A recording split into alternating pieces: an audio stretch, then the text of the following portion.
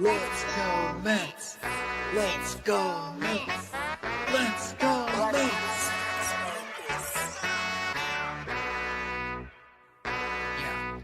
Yeah. You gotta believe and invest with your heart. Orange and blue till Mets do us part. Spring training, oh yes, it's the start. City Field gritty till Mets do us part. Hit home runs and knock it out the park. Big Apple till Mets do us part. You gotta believe and invest with your heart. Listen to the show till Mets do us part. John from Brooklyn, Gibby reps NJ. With the other team, I don't care what your friends say. Mets fans, we focus like a sensei. Listen to the podcast Monday, Wednesday. Made a couple bad plays, but we still won. Character, yup, we're gonna build some. Are you gonna check the pod? It's real fun. Just like Mookie, I will sign. So invest with your heart. Orange and blue till Mets do us part. Spring training, oh yes, it's the start. City Field gritty till Mets do us part. Hit home runs and knock it out the park. Big Apple till Mets do us part. You gotta believe and invest with your heart. Listen to the show. Available now on all streaming platforms. If you love the New York Mets, check out Till Mets Do Us Part. Enough rapping. Let's get to yapping.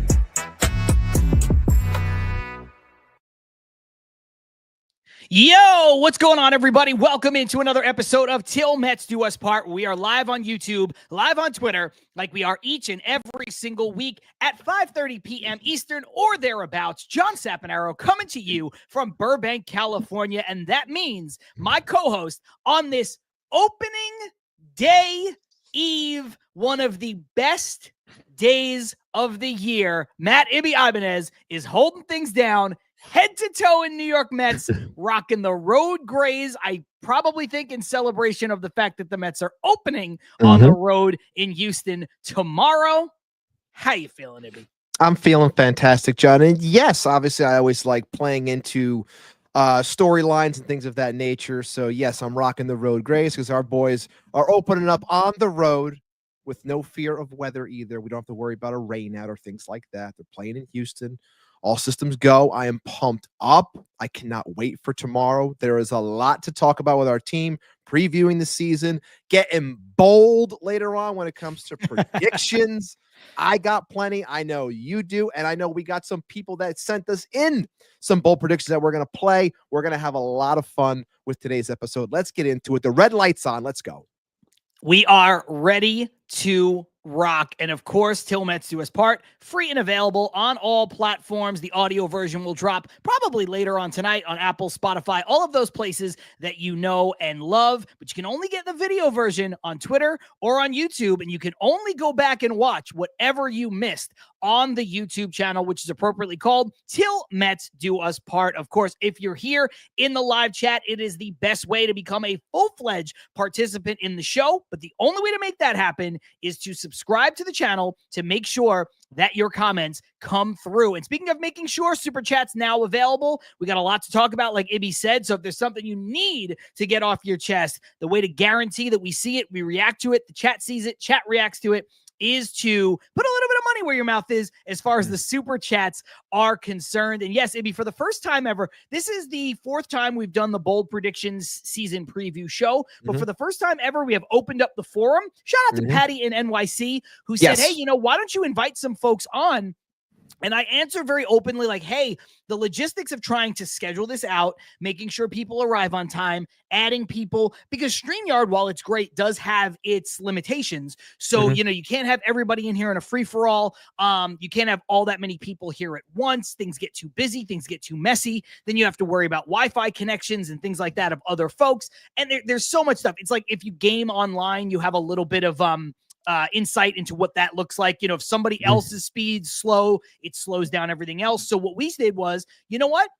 Here's our email. Send us a video, 30 seconds, and we'll pick the best ones. We'll use a few of them on the show to go along with Ibby and my bold predictions. But now that's all out of the way, let's shout out the chat really quick. We have Darren Rivera. Charlie is in the house. Brad is here. Carlos Ramos. Looks like we've got Stanley Babbage here as well. Carlos Ortiz is with us. Odd Villain, shout out to Odd Villain, who says, shout out to Queens Baseball. Yeah, I'll go ahead and shout out to Queens Baseball. Says, always the Wu-Tang of Met fans. I like that.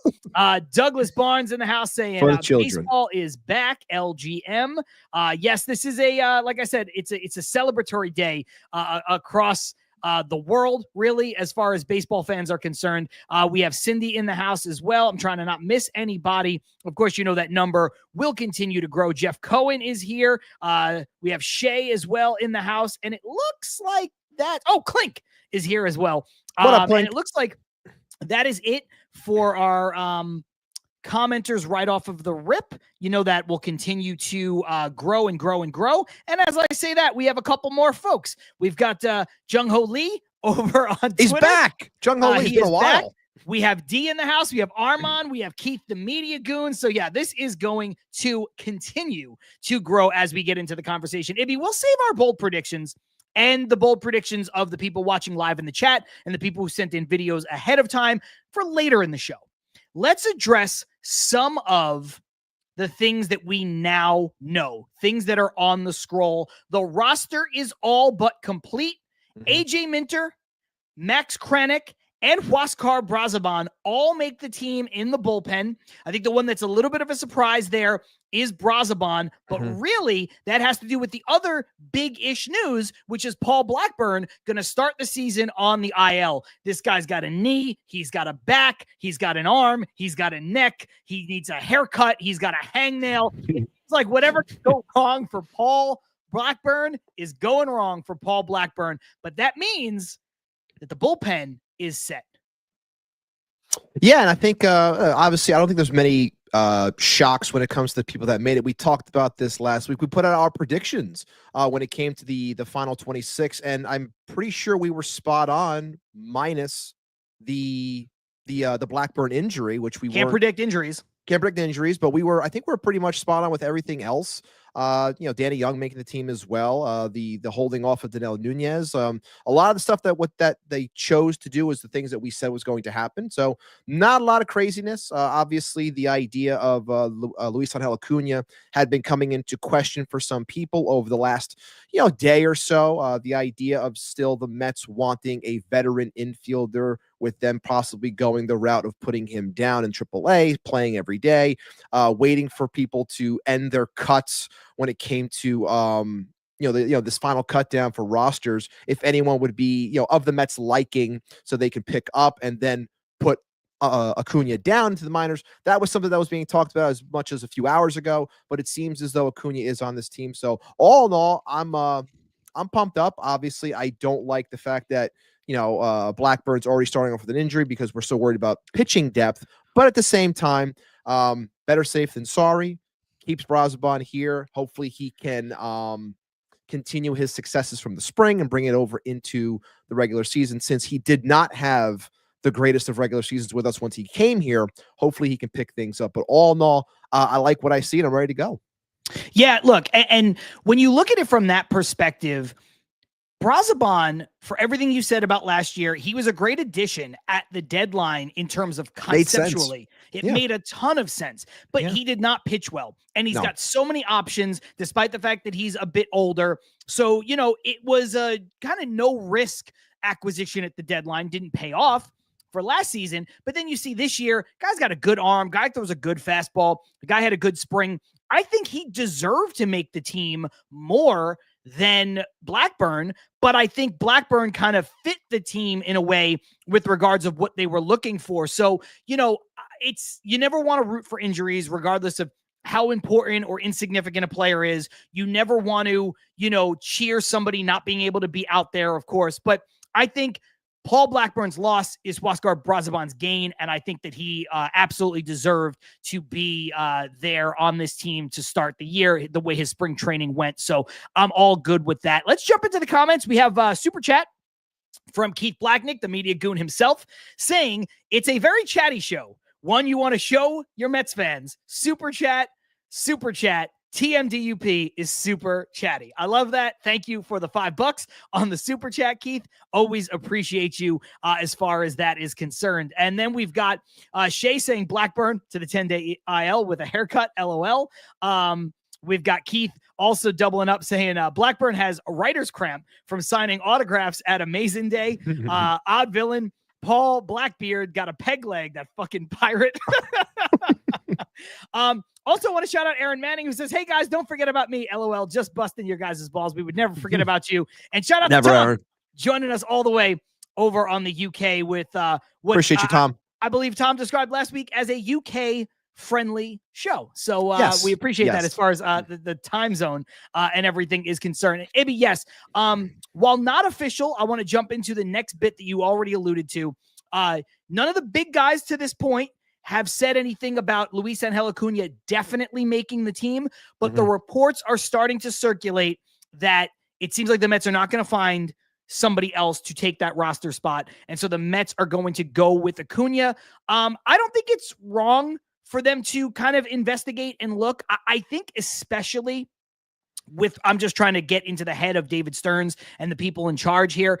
I think with what Brett Baty did over the last couple weeks and the way he started to really show that maybe he can play second base, I'm still skeptical myself, but what he started to show was a bit undeniable. And at least with regards to getting the first shot at it. And I think they look at it like, I think we're going to give Baty the run here. And so let's put Acuña back in AAA so we could play every day if that's the case. But it doesn't seem like they were able to find somebody who is a better roster fit than Luis Angel Acuña. So I'm happy about it because I think Acuña should be here. But it is interesting to see the Mets thought process and how it evolved really over the last 2 weeks. Yeah, for sure. And I think if that really was a thought of them saying, we're going to wait things out with Acuña to see if anything drops that we like, that almost makes me feel as though we've been constantly talking about this idea of a platoon, which very much could be in play righty lefty, depending on what they're feeling or what the numbers are against certain pitchers on given days. But it makes me wonder if they were going to this route of thinking, does this mean that they're going to give a lot of run, righty or lefty, to Brett Baty? That makes me wonder, because if they were waiting for a utility type of infielder or a veteran infielder potentially to fill this spot, I feel like that's more of a pure bench role as opposed to a platoon. So it makes me think, are they just going to say, look, if McNeil is out and he's had some setbacks and he's not progressing the way that he wanted to, if he's going to be out for the next, let's call it 3 weeks, if that's the case, are they going to give a full-blown run to Brett Baty to say, hey man, here's your shot. Here's 3 weeks of ball. Here's 3 weeks of at-bats. This is your chance to show that you can not only hold down this spot, but even potentially keep it even when McNeil does come back. So it's a question that makes me wonder a little bit, mainly because of the delay in thought process when it came to Acuña itself. You know what? I think your question, Ibby, will be answered tomorrow, because I think so. The Mets are scheduled to face Framber Valdez, who is a lefty, who is a tough lefty. And I think if Baty is out there tomorrow, I think you're going to see Baty get the lion's share of the starts.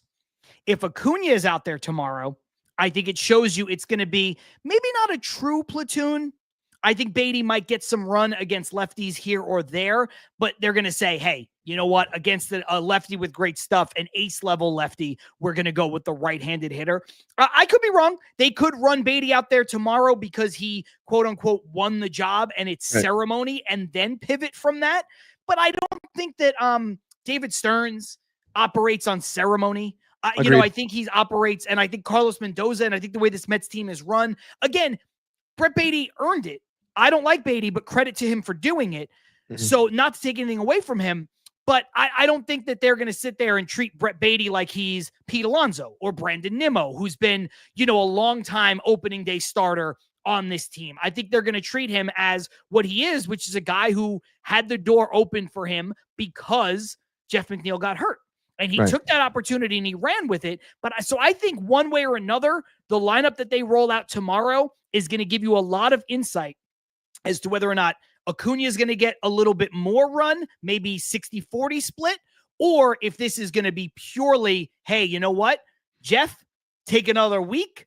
We got to see what we got here in Brett Baty. And I say that again, knowing you guys all know that I am not the biggest Beatty fan, but you got to give credit where credit is due.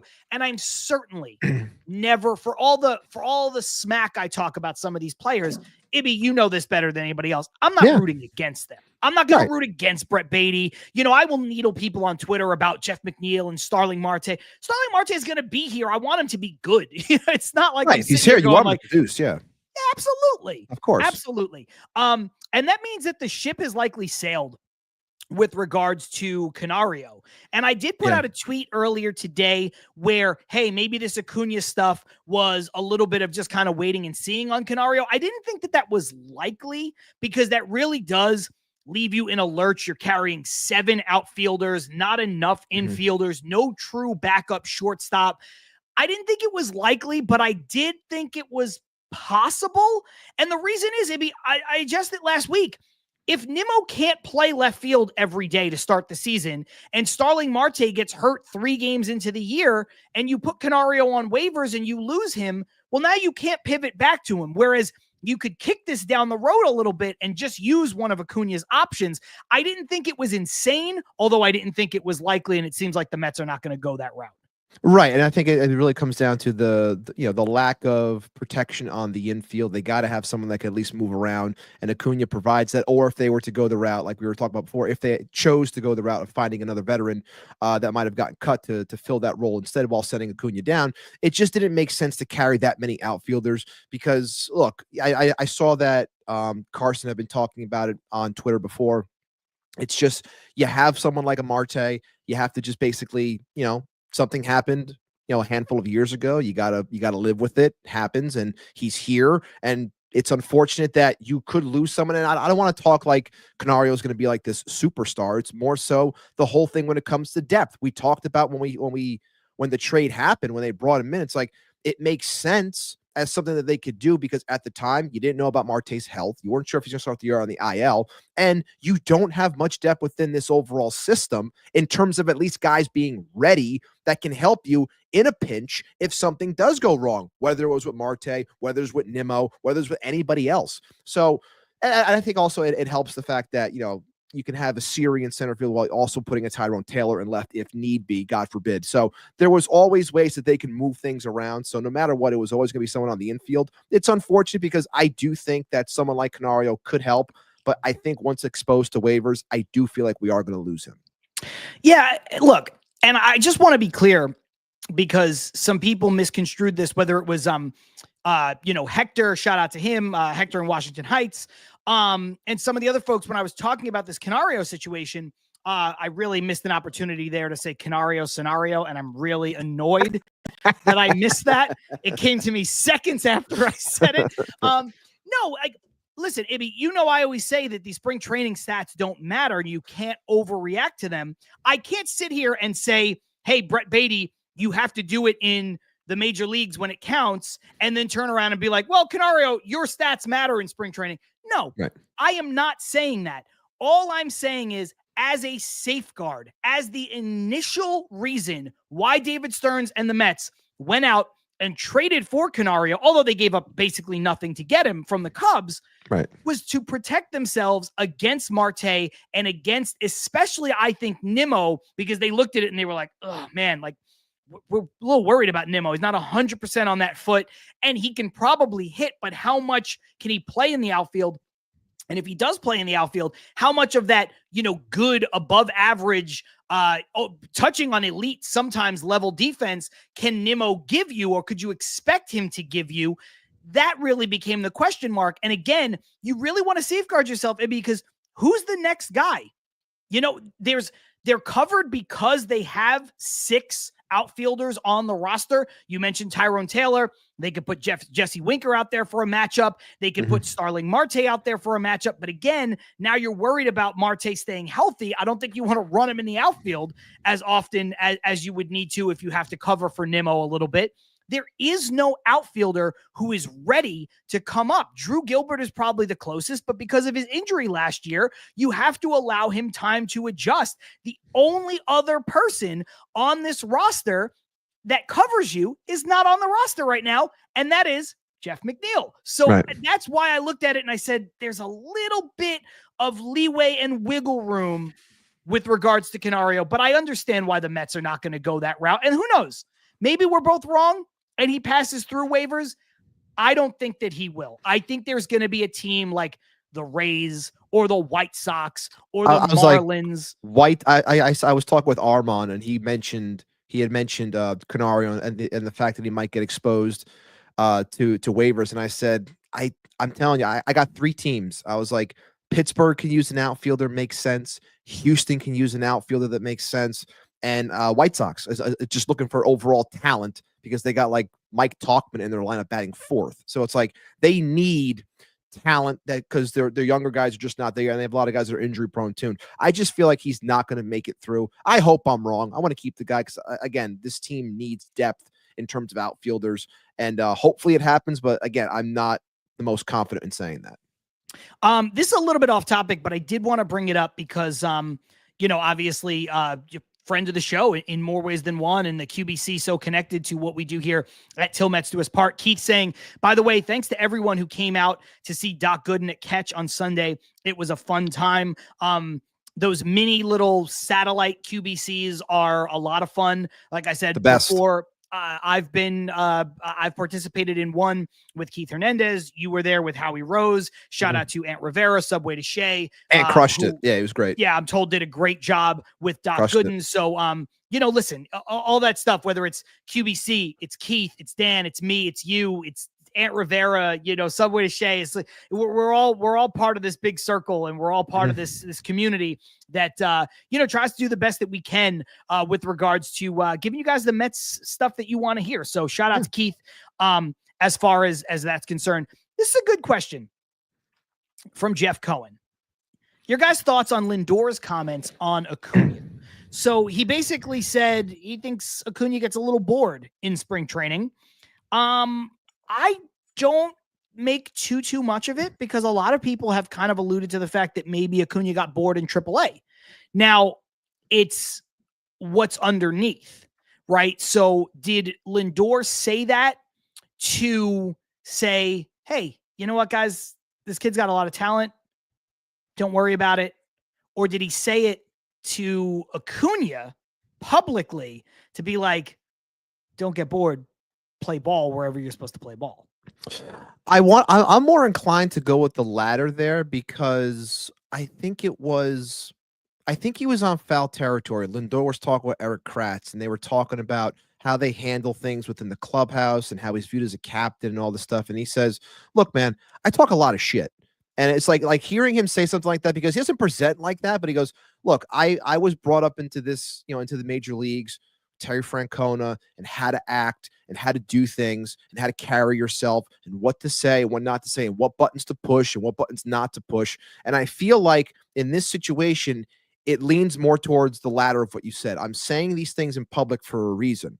Otherwise, I usually pick and choose my words carefully, which Lindor usually does, because it always comes across as not corporate, but like the proper thing to say, the things that you would expect a captain-like player to say. So I feel that it's knowing that a player has talent. And yes, I understand everything else that Acuña has even said and things about him that have been said when it comes to the minors and how the lighting at major league stadiums versus minor league is different and affected his vision and things like that. And I get that the amenities at a major league club are 10 times better, 100 times better than what you get in the minors as you're riding the sticky vinyl of buses or whatever it is, like all that stuff. But at the same time, I still think if you want to be here, if you want to be a part of something, you have to show in all facets, no matter where you are, that you're willing to bust your ass to be here. We're all working hard over here. When you bring in someone like a Juan Soto also, where everyone constantly keeps on saying,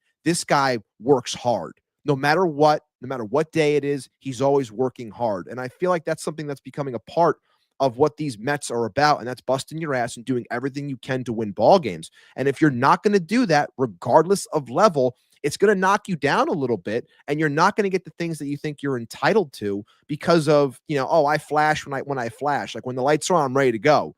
It's like, I get, like, we always laugh about like the Allen Iversons of the world where he's like, practice. We talk about practice here. Talking about practice. We talk about, and I loved Allen. I loved Iverson. I was a huge huge Iverson fan back in the day. But, sometimes things like this, you have to show out. And in baseball clubhouses, it seems, almost as if it's even more so, where it's like, you're not going to get by being lazy. Like, you're going to come and you're going to work. Like, this is what we're trying to establish. So I think it's a little bit of both, of saying, I know the kid's talented, but I know that talent can go even further if he worked harder.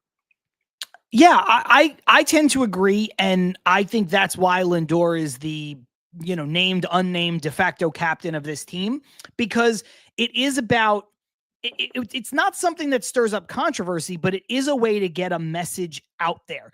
And I don't think it's inherently negative. I think it's positive. I think it's, for everything that you said, it's putting it out there so that he's talking to the media, but he's really talking to Acuña. But then the stuff that he's saying to the media and by proxy Mets fans and the public is, this kid is really good. Like, this kid has tools. And what he's saying to Acuña is, you've got tools, but you've got to put in the work. And I like the fact that you mentioned Iverson, because the difference is Iverson's an all-time great. I know it's a different sport, but Iverson, still, when he said that, was prime peak Iverson. Like, scoring leader Iverson, yes, like crossing over on Michael Jordan, Iverson. So peak. Yes, and I think when you look at it from that perspective, I think here's the example I'll give you. Brett Beatty, to his credit, keeps earning his way onto rosters. He keeps doing it in AAA. He keeps doing it in spring training. The flip side is people like me say, okay, kid, now you got to do it when it counts. Acuña has not really done anything at AAA, has not really done anything at spring training where you're like, this guy's a lock to make the team. You went out there, you earned it, you got it done. But he did do something when the Mets needed it most. But the third player I'll inject into this conversation, Ibby, is Mark Vientos, because what you're going to say about Acuña is, yes, he stepped in for 10 games, filling in for Lindor in a pennant race, playing shortstop. The Mets did not skip a beat. That's important. It was critical to 2024. But there's a lot of players who could have that kind of a moment. Players with much less talent than Acuña, players with more talent than Acuña. He did not do it over the course of a full season. You look at Vientos. Every time Vientos got sent down, he went and he proved it in AAA. Every time Vientos was asked to do something in spring training, he did it in spring training, just like Brett Beatty. However, when his number was called upon, he became arguably the most important piece of that offense, the complementary piece that it was missing, the guy who filled in at third base. We cannot confuse what Vientos did over the course of basically a full season with what Acuña did. So you have to take it all for what it's worth. Beatty has to prove it at the major league level, but so does Acuña. And I think there's something to be said where Acuña still kind of has to prove it at the minor league level. And I think that's what this was all about. And I also think, Ibby, that's why the Mets were waiting and waiting and waiting and waiting to decide whether or not Acuña was going to be on the roster to see if they could find a different piece. Yeah, I agree. And I see some guys are having a little bit of a back and forth in the comments. So if I'm speaking out of line on this one, I apologize. But I see D here saying you don't hang a teammate out to dry like that. D, are you saying Lindor was hanging Acuña out to dry? Because if that is what you're saying, and please let me know if that is improper or not. But if that's what you are saying, I don't think it's so much hanging him out to dry as much as it is to just holding people accountable. We think being a leader, man. It's being a leader, and you're looking back at things. Like, we always laughed at the it was the Noah Syndergaard, David Wright, and somebody else with the whole throwing out of the lunch thing, of thinking that you're something that you're not, understanding that there are rules and regulations about how to carry yourself and to do things. So it's like I just feel that he's putting him on blast a little bit to be like, hey man, like this is legit. Like you're in the hunt here. I want to bring up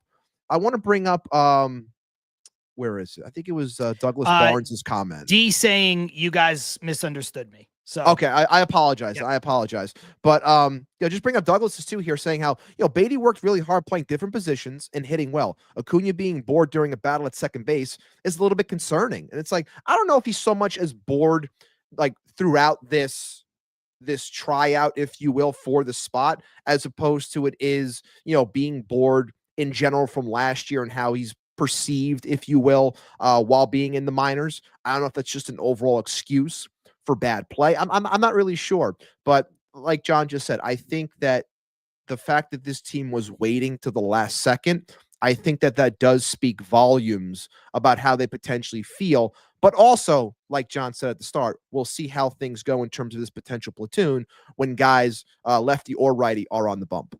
Let's jump back into the comments. We have 2 super chats. I want to get to those ASAP. I'm going to take this one from Douglas Barnes first, however, just because I think it's the next comment that follows up on what you just pulled up, which is, this Mets farm system is flush with middle infielders. If Acuña is bored, he's going to get left in the dust. And I agree with you where, he's probably not bored by the battle. And I'm not accusing him, and nobody on this show is accusing him of being bored. But I think this is a good point where it's like, he's not the guy at second base. There's Mauricio. Right. There's maybe Beatty. We'll see what his role ultimately winds up being. And there's Jet Williams. So, there are pieces here that you really need to fight for your role. This one from Maureen S. LGM. She says, a super chat to celebrate Mets opening day tomorrow. She sent You're the best, Maureen. I'm just gonna say it. She says, let's fucking go Mets. And That's agree. Right, baby. Let's go. Thank you so much, Maureen. You're the best. Good to see you here. Thank you so much. And right before that, she had posted, glad I finally get to watch the live and participate in the chat. And I had starred that one because I was going to say welcome. And thank you so much for the $15 celebratory super chat. Ibby, we're going to bounce back and forth here before we move on between this like sort of Acuña Beatty conversation with some of this stuff with Canario, because I think that they are sort of tied in a way, but plus because we do have this super chat from Hebrew Hammer. Shout out to the Hebrew Hammer. Say, what's up, boys? Man. Why couldn't the Mets have signed Canario to a cheap 2-year major league deal and then put him on the IL or put him in the minor leagues once he's under contract? Can they do that? Simply put, no, they can't. Right. Part of the reason why is because they cannot do that. They have acquired his rights. His rights now are that he is out of options. If a player is out of options, you cannot buy any more options. So even if you were to extend him and say, hey, we'll give him some kind of split contract, you cannot give a player options back once they're out of options. And, we saw how risky a phantom IL could be for a Mets GM with regards to Billy Epler. So and they're done that. I like the creativity here, Ibby, but the short answer is you can't do it. No. Of course, if it was an opportunity, I think that they would have looked at it. But I also wonder if they truly would have, because I think when it comes to, maybe not 2, maybe 1-year deal if it was actually able to happen. But, something like this, I think is, to get multiple years out of Stearns, unless you are a certain type of player, kind of takes a lot. And I don't think we've seen just enough. And I don't want it to make it seem like everyone's, even though it does feel like everyone is latching on to an out of this world type of game during a spring training, game that doesn't matter for Canario. But just, again, it's more so focusing on the overall lack of depth that this team has at the outfield spot. So I'm not sure if the idea of giving him something, major league ready is on the table just yet in this type of scenario from a Stearns, because I don't think we've seen enough from him just yet. Yeah, that's the part beyond the obvious part. And I wasn't trying to be short here with Hebrew Hammer. I was just trying to answer the question as it was posed. But the other part, Ibby, is this scenario laid out by Hebrew, or the question, is not something that can be done. And the other part is what you're saying, where a couple of good at-bats in spring training does not a contract guarantee. And so, this is a guy who, and again, I had pushed for the concept of maybe use Acuña's options or somebody else's options to your benefit and see what this guy has for a week or two. So I'm with Hebrew from the sense of, it would have been great to see, but this is a guy who could just as easily be out of baseball in 6 months. It's that baseball careers, and not to disparage the kid, but baseball careers are strikes out a lot. Yeah, they're that fragile. So I want to bring up this one from Carson. because he has been been taking the brunt of this alongside me and some other folks, where he said, funny how I've been talking about Marte clogging up this offense, clogging this up all offseason, got shit for it. And then this kid hits 2 home runs in a spring training game. And now everyone's surprised we can't roster him. Wow. You know, I do think it's true that Carson has been out there kind of fighting this battle with regards to guys like Marte and guys like McNeil are kind of millstones around the neck of this roster. Having depth is important, but just to use second base, Acuña, Beatty, Williams, Mauricio, regardless of what you think about any of them, that's a great problem to have. Jeff McNeil is not a great problem to have. He's making almost $16 million. And I don't want you to take this away from the Marte Canario situation, but it's the same sort of conversation, and it's just easier to point out from a perspective of second base. If you look at it from the flip side, we already talked about the Mets' lack of upper levels minor league depth in the outfield. So it is a bummer that a guy from a previous regime who gave out a contract to a guy who was 32 years old with some leg issues, with some injury issues that already happened in the past, that we're going to take him through his age 36 season, now gives us roster inflexibility, whether that's for Canario or whoever else. Yeah, it's just again, I think you put everything perfectly and eloquently, because it's unfortunate, because we always talk about flexibility and what it means. And sometimes people get tired of the word flexibility because they think in some situations it means cheap or what have you. But it really is unfortunate that we have to roster a player that just feels like, for a lack of another way to putting it, is on his last legs, even though saying that, I wonder if he can actually stand on his legs. But look, he's going to end up, hopefully he ends up contributing to this team in a good way, whether that is in terms of hitting. I'm not expecting to see him much in the field, if at all, unless something catastrophic happens. I don't expect to see him in the field that much, but hopefully he can provide, when he's facing lefties as a DH, or if he's helping this team in another way, that he proves that he's healthy enough, and then they can move him for someone, down the road, because they're looking for, an outfield bat or a DH or an extra bat on their bench, what have you. But, hopefully, I just want this guy to help us in some way, since we are saddled with him. Absolutely. We have another super chat from Darren Rivera. Darren, if you could just hang on for 1 second with that, we will definitely get to it. I just want to put to bed this Acuña Beatty stuff very quickly, because this is more of an overarching view from Darren. So Darren, if you could just hang on for a moment, get through some of these Darren, other, by the way. Thank you for the super chat. Of course. Thank you. We'll get through some of these other ones really quick and just kind of put this conversation to bed. Charlie says, if Canario's career fades, there's an opening at Whole Foods at the moment, alluding to Hayden Senger not having to work at Whole Foods right now for making the opening day roster. We have Rich Boy just saying, subscribe to this great channel, folks. Thank you, Rich Boy. I think Rich Boy is new. If you are new, welcome. Welcome, Rich Boy. I appreciate it. Really appreciate that. Carlos Ramos said, and we know Carlos is not a Beatty fan. Neither am I. Not taking a shot at Carlos. Saying Will Salmon had an article out saying the MLB scouts are no longer valuing Beatty based on his AAA numbers. He needs to hit at the major league level. Yeah. I didn't see the Will Salmon is terrific. I did not see this article, but that makes a ton of sense. It's Beatty is in a spot where he has to do it now. If you compare Acuña, Beatty, and Vientos like I did before, the only thing Beatty has left to prove is that he can do it at the major league level, and he's either going to sink or swim with it. And he seems like he has. To combine it with Tom's question, how much rope are they going to give Beatty and Acuña? Right now, Beatty has the rope. And I've said before, what Beatty chooses to do with that rope is going to ultimately decide what, his career ends up being, whether it's here or elsewhere. I did not see the thing written about Beatty, but I totally understand that, because when AAA is viewed as a completely different game than the major league level, we've talked about the lack of velocity at AAA and how hitters thrive there based off of ballparks and air quality and things of that nature, where the ball just flies.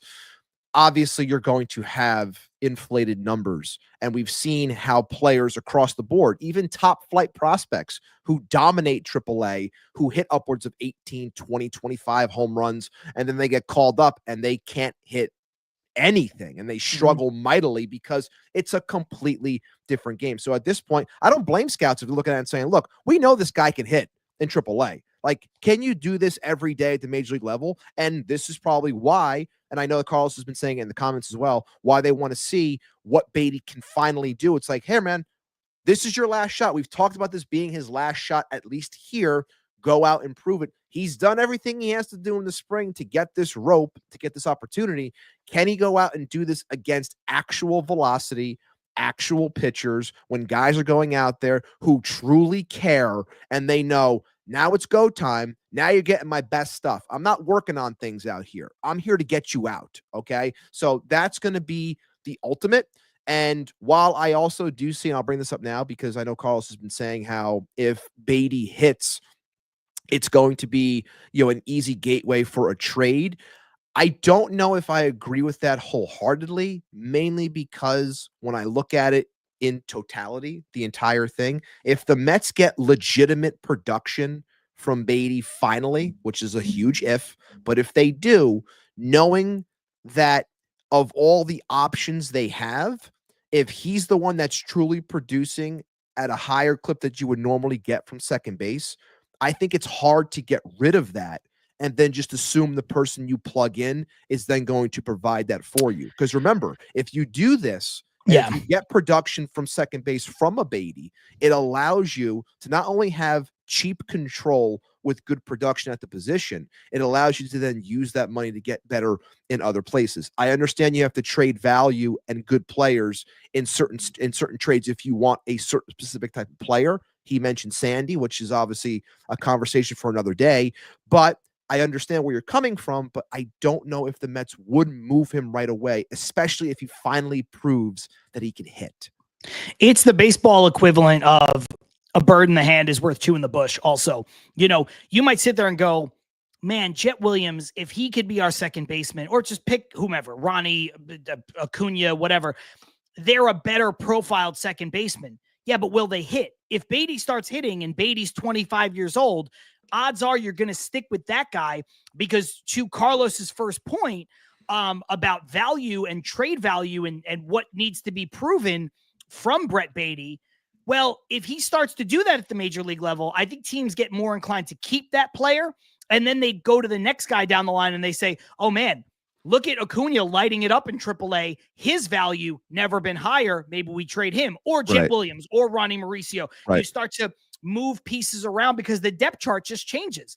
I hate to cite Andy Martino, but the roster is a living document, whether it's the 26 man or it's the 40 man, which I guess is really Andy Martino citing David Stern. So I don't feel as bad about doing that. It'd be two things really quick. And then we'll get to the super chat. Yeah. Armand saying the Mets have informed Luis Angel Acuña that he made the roster. DeComo just tweeted it. So, DeComo, one of those guys, super plugged in. We had been hearing it right before we started the show. It had been floated around on Twitter from somebody, a couple of accounts not as connected. Once DeComo, Will Salmon, even Martino, Manny Gomez, who's been on the show. There's certain people, they tweet it, it's true. So we can put the Acuña conversation to bed because he has been told that he has made the team. And this, I don't think we're going to get to this. So I just want to pull this up from earlier. Armand also said, per Tim Healy, another guy who you can trust with regards to Mets information, saying Frankie Montas MRI this week showed, quote, really good healing in his strained right lat. Stern said he is a week or two away from starting a throwing program. Still has to do the full ramp up, Ibby, but as far as, and you never know what setbacks you're going to face, but as far as what the Mets have said about these injuries to Minaya and now Montas, it seems like they were spot on with the timetable they gave for both guys.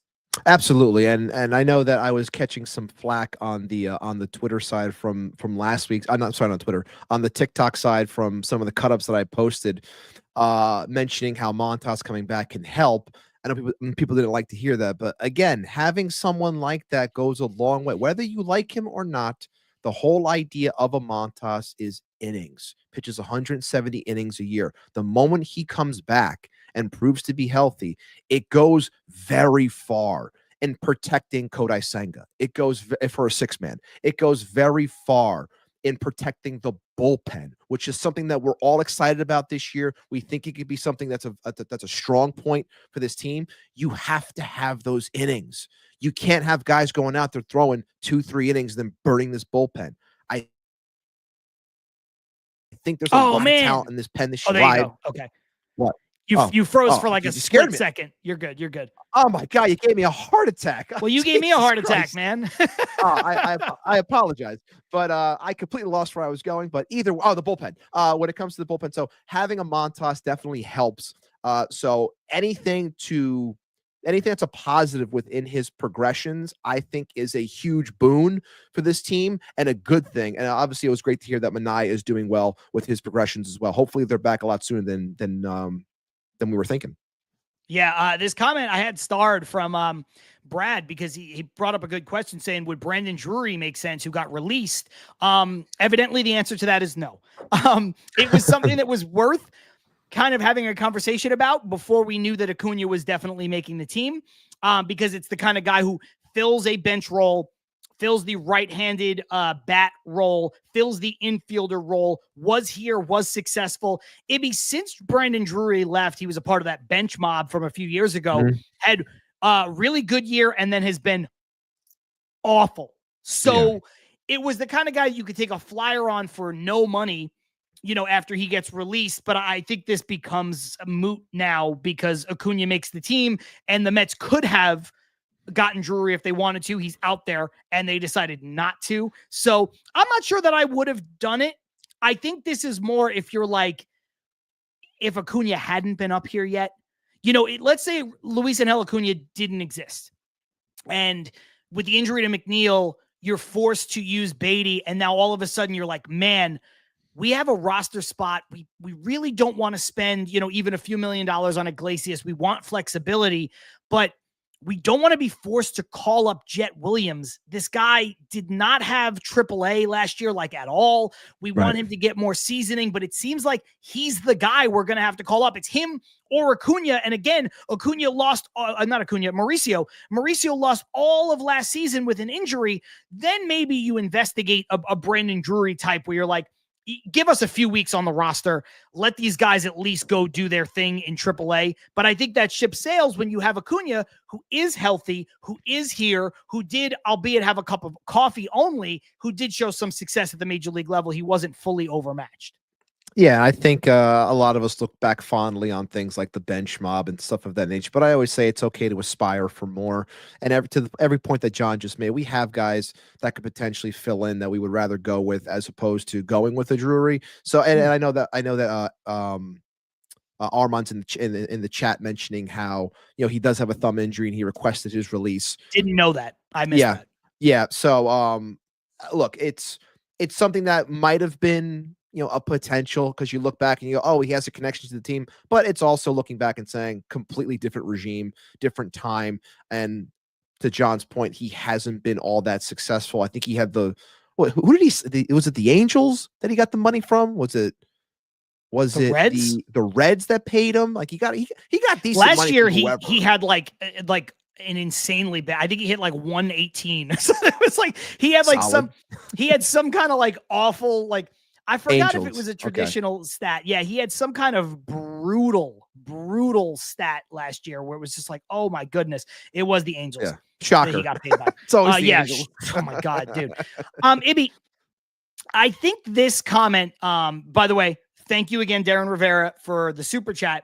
And thank you so much, for being Darren. Patient. Just wanted to keep the flow of the show going in a certain direction. You'll see now why I saved it to this point, because I think it's the perfect segue here at the end of the first half of the show. As we get into the second half, we really start to preview the season, really start to do our bold predictions, get into the bold prediction videos and things of that nature that some of the viewers sent in. And so I think this is the perfect time to bring this up. Darren Rivera, $4.99 on the super chat. Thank you again. And also, again, thank you to everybody who's given us a super chat so far, saying, what do you think the Mets record will be in April, early May, or until Memorial Day without Alvarez and the other injuries as opposed to last year. I'm not comfortable giving a win-loss record. Numbers. Yeah. Yeah. Just because I don't even know, like how many games. I'd have to look The at the amount of schedule games, and do the math. I will say this. I think the Mets have the depth to weather the storm of an injury to most players. Not all. Nobody can weather, and no team can weather injuries to certain guys. Correct. But injuries in the rotation, we're seeing the depth being stretched very thin, but maybe there's no doubt that the Mets are not calling on some guy who, there's no Julio Teheran jumping in here, starting games for the Mets in a pinch. Jose Urena did not make the team. The Mets, despite the injuries to Montas and Minaya and Blackburn that we just found out about today, the Mets do still have a starting rotation of 5 major league pitchers. Now, you could question how quality they are. Nobody's going to confuse some of these guys with prime Jacob deGrom. No. But they're all 5 of them are major league pitchers, and I think that's the kind of thing that you're seeing with Stearns, where give me 8, 9, 10 major league starting pitchers deep so that I can go to one of these guys so I don't have to get Julio Teheran to start a game for me. So I think the Mets, and I think they're covered as far as catcher is concerned. I think Torrens and Sanger will do a good job. So I think they're okay. I don't think that they're going to, have some kind of awful start to the season. I really don't. Plus, their stars are really, really, really, really good. Sorry, I cut out for a second. But yeah, I think I'll use this as a segue as well. I did put a poll in the chat talking about how where you are in terms of the over-under, which we'll talk about a little bit later. But, the over-under being 91.5. Are you over? Are you under? Make sure you put a vote in on that. And this kind of plays into that with Darren's question. So, yeah, I have a hard time assessing a number. Do we know off the top of our head what they were, after May last year? How many games under 500 they were? God, was that it like feels 15 like games under? Yeah, feels like something like Armand would have. Armand, if you're here. Armand, the de facto producer of this show. Was it 15 games under 500? Because I wasn't prepped for this question. I want to say it was like 15. All right, so Charlie said at one point they were 11 under. I know. I don't know if they ever got to 15 under. The 11 under stands out in my mind, but they may have sunk further than that. Okay, it's possible. But either way, in relation to Darren's question, I think that even with the injuries and waiting for certain players to come back, I think that this team is always going to be floating around at least 500 ball. Like, so after, if we're talking about near Memorial Day, I think that they're going to be, a 500 club, if not better at that point, because I feel like this offense also is going to do a great job in carrying the pitching. And I think the bullpen's going to do a good job of slamming the door on the back end. So I think that it's going to be, call it, if we were 11 games under. So here we go. Shay saying 22 and 32 by Memorial Day. So 10 games under. I think that this team could be, I think you can swing that to where they can be 3 to 5 games over, by Memorial Day. Like, I think that that's what you're looking at. And that's me thinking that the pitching is just subpar at that point. It could be better than that, but I think that at that point they could be at minimum, 3 to 5 games over 500 at that point. Yeah, and look, I don't want to turn this into a cliche fest, but the pennant isn't won in April, but it can be lost in April, is the old baseball adage. And that's because you just don't want to put yourself in a position where, you torpedo yourself and you have to spend the rest of the season climbing out of a hole. If the Mets are, 500 on Memorial Day, I'm not going to be like up in arms. The odds of the Braves are really good. The Braves they have some questions, obviously, with Ronald Acuña Jr. coming off the injury and some of the questions around their starting pitchers and, who's healthy. Can they, duplicate what they did last year? And can they, for the young guys, whatever. But top to bottom, the Braves have one of the best rosters in baseball. I think it's only rivaled by the Dodgers when you go starting rotation to bullpen to offense and all of that stuff. But the Mets lineup is not far off from the Braves or from the Dodgers. And so I just don't see the Braves getting off to some kind of run like we saw a couple years ago when the Braves were playing 750, baseball, and they were coming back and catching the Mets. I don't see that kind of run happening to start the season. One, because they're going to be without some of their guys. So you really just need to be good enough to start the season. And I don't just say that for the Mets, because I'm not trying to sit here and like hedge Ibby and be like, well, I'll be satisfied if they're just floating around 500. But like, that's kind of how baseball is nowadays. Like, you spend the first couple months of the season like getting acclimated and figuring out what kind of team you are and figuring out what works and what doesn't. So, find that rhythm. Yeah. I don't want to use the term tread water, but like, that's kind of all you have to do for like April and May in most years, especially with 3 wild cards. Like, you don't have to go nuts. Everybody wants to win the division. The bragging rights are great. The path is theoretically better to get to a World Series, but I don't care. Just make the playoffs. So, it's not to put this question down from Darren. It's just to answer it like bluntly. I don't think you need to worry about your record that much. I just think you need to be in a position where you're right around 500 and most of your important guys are healthy, and the ones who aren't are getting ready to come back on a time frame where you hope that they would, like a Montas or an Alvarez. Yeah, and I think everything you said was spot on. The same way that I am thinking about the Braves. Like, they endured so much last year. They still won 89 games. This division itself is going to be, in my opinion, at least 3 teams in the 90s when it comes to wins. So it's gonna be a fight for sure. But yeah, I'm not so much worried about what the overall record is at that point. I expect them to be at least, worst case scenario, a 500 team. But I do think they're going to be a lot better. And I think things are going to fall their way as they continue to evolve and become a much more well-established club with someone like a Juan Soto fronting everything. And of course, I think the pitching is going to do enough in the sense too. Yeah, and shout out to Darren Rivera for the question, for the super chat. Shout out to everybody, like I said before, who's given us a super chat so far. That's Darren, that's Maureen, Hebrew Hammer, and Keith Blacknick, the media goon himself. Ibby, we're a little short of an hour, but I think this is a good point to leave the conversation, head into the break, come back out. We'll get into our bold predictions. We'll get into our season preview. We'll get into the videos of some of our listeners and viewers who sent in their very own bold predictions as well. So it's John Saponaro. It's Matt Ibanez. It is Til Mets Do Us Part. We're live on YouTube. We're live on Twitter like we are each and every single week. And we will be right back in just about 30 seconds.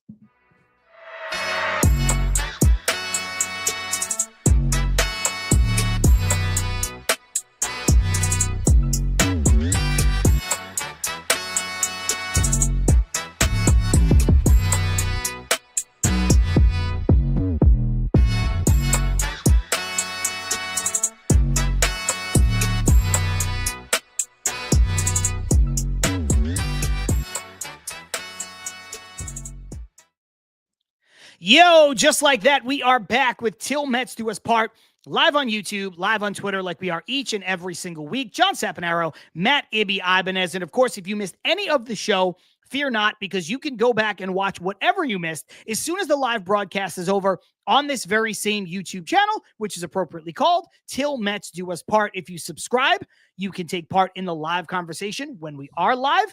If you turn notifications on, you will never miss the opportunity to know, 1, when we're going live, and 2, even if you can't be there, that a new episode is dropping. Of course, we try to be like clockwork here and do Wednesdays, 5:30 p.m. Eastern, but sometimes we go push back a little late. Sometimes we have to start a little earlier. That becomes a lot more important, Ibby, especially when the season starts, because we never go up against Mets baseball. And sometimes we'll be going live after a game is over. Sometimes we'll go live before a game's going to start, depending on the time zone and things like that. So subscribe, turn notifications on. You will not miss a moment of Til Mets Do Us Part. If you can't do any of that, Well, you can listen to this show as an audio podcast on Apple, Spotify, Amazon Music, wherever you get your podcast. We are free and available on all of the aforementioned platforms. You do want to make sure that you take advantage of the super chats because we have those rocking. And I think some people are going to probably want to do that to me for their bold predictions if they want to make sure they get them in here in the second half of this show. But before we move on, let's get a quick word from our friends over at Independent Safes. Absolutely, John. IndependentSafes.com. Independent Safes are protecting homes and businesses with secure residential and commercial safes, fireproof peace of mind in every corner. Visit IndependentSafes.com today for security that stands strong. And I'm feeling like I'm in a good mood. I don't know if I want to put anyone specifically in a safe this week, though I will give a little bit of a spoiler. I am working on some ideas to create this graphic to put put somebody in the safe on a weekly basis. Might turn into a segment, but just an idea that kicks around in my head. But right now I'm feeling pretty good, mainly because of the opening day vibe. So I will be kind this week, but also know that if you ever want to put someone in a safe, not really, I'm just joking, but Independent. Yeah, don't do that. I think that's like attempted murder. Don't do that. And there goes the monetization for this episode. No, and I said I think allegedly. What is that really? Seriously? No, we're good. We should be fine. But all things considered, IndependentSafes.com. Tell them Til Mets sent you. They'll take care of you. $99. You're spending it most likely. You're getting the free shipping. They'll hook you up. But they also like to hear where you hear about them from. So let them know it was Til Mets. Thank you so much. Shay saying, yes, it'd be awesome that you should definitely do that as a segment. GSD over on Twitter, shout out GSD, saying sinkholes in the safe. Oh, because he said earlier that my router fell into a sinkhole. That's what it was. Correct. Armand saying put the producer in the safe just to keep him safe, I think, in this case. Yes. And then Charlie saying, oh, just stick the Braves in the safe and call it a season, please. I like that one. We can go with that. Jeff Cohen also saying hit the like button. Yes, go ahead and like the video if you haven't already. And I should have said, you can follow us on all social media platforms, at least all the ones that matter to most people today. Instagram, TikTok, Blue Sky, Twitter, at Til Mets Do Us Part. You can also follow Ibby and myself. I'm at John Saponaro. He is at poison_Ibby. So Ibby, I think we've kind of previewed the season in that first bit because there's not really a lot that we haven't talked about in the few weeks leading up, right? Like we know Clay Holmes is starting for the Mets tomorrow. Mm-hmm. We know the way the rotation is going to shake out now with Tyler McGill and Griffin Canning also going in this first series. They're going to hold Senga back. They're going to hold Peterson back for the series in Miami. We know that Brazoban has now made the team. We know Minter is healthy enough to make the team. We know Kranick deserved to make the team. He made the team. We know Daniel Nunez is going to be held back, build up the arm strength. We talked about extensively, Sanger over the last couple weeks about what it would mean for him to make the team. He has. Luis Angel Acuña makes the team officially while we're doing the show. So I'm not sure we can spend any time previewing things without kind of getting into our bold predictions. So I don't know if you want to start down that road or if there's something that I missed that you might want to get to before we get into ours and the live listeners and the pre-recorded listeners and viewers bold predictions. I guess that I didn't put this on the scroll and we didn't talk about this in pre, but there was something that I'll ask the chat as well if they had the opportunity to. Did anyone get an opportunity to read the articles, both articles, the one in Sports Illustrated with the awesome cover with the Mets written by Tom Verducci, and of course the article written this morning and put out by Will Salmon, the great Will Salmon, guest the show 3 times, about the Juan Soto pursuit. And I'm only bringing this up because I thought that they were fantastic articles. Like we're talking like 2 like all world writers. Like they're great. Verducci is all time. Will Salmon is great. He's on the rise. And I just I comp it to the season preview only because of what a player the ilk of Juan Soto does for a team. And look, I can preview our right fielder, but I think everyone knows who he is and what he's capable of. But just reading those articles and getting an understanding of his thought process throughout that entire ordeal about how crazy it was and everything. But just knowing that you have a guy, and I mentioned it earlier in the show in the first half, about how hard he works and the things that he wants and his goals as a hitter, his goals as a teammate, his goals as, wanting to be someone that is constantly in the hunt and wanting to win, and knowing that that coincides with what what the Mets are trying to do. And Steve Cohen, as a super fan who owns a team because he has all this money and all that. I just wanted to put it out there that if you haven't read the articles, make sure you do. It really paints a strong picture of the player that this team acquired, why he got paid the amount that he did, and the craziness really dating back all the way to when he was 17 years old, and the conversation that Scott Boras had with his parents back then about what he thought their son was worth. And spoiler, I'll say it right now, he said to them as a 17-year-old that he thought that their son was worth $500 million. And Damn. the parents said, "Excuse me?" They were like, are you serious right now? He goes, "This is what I think your son can be." And then he also wrote on a piece of paper after the Nats rejection. Really around that time, he had written down on a piece of paper what he thought Juan Soto was going to get and what he was worth once he hit free agency. And he put it in a drawer and kept it in there.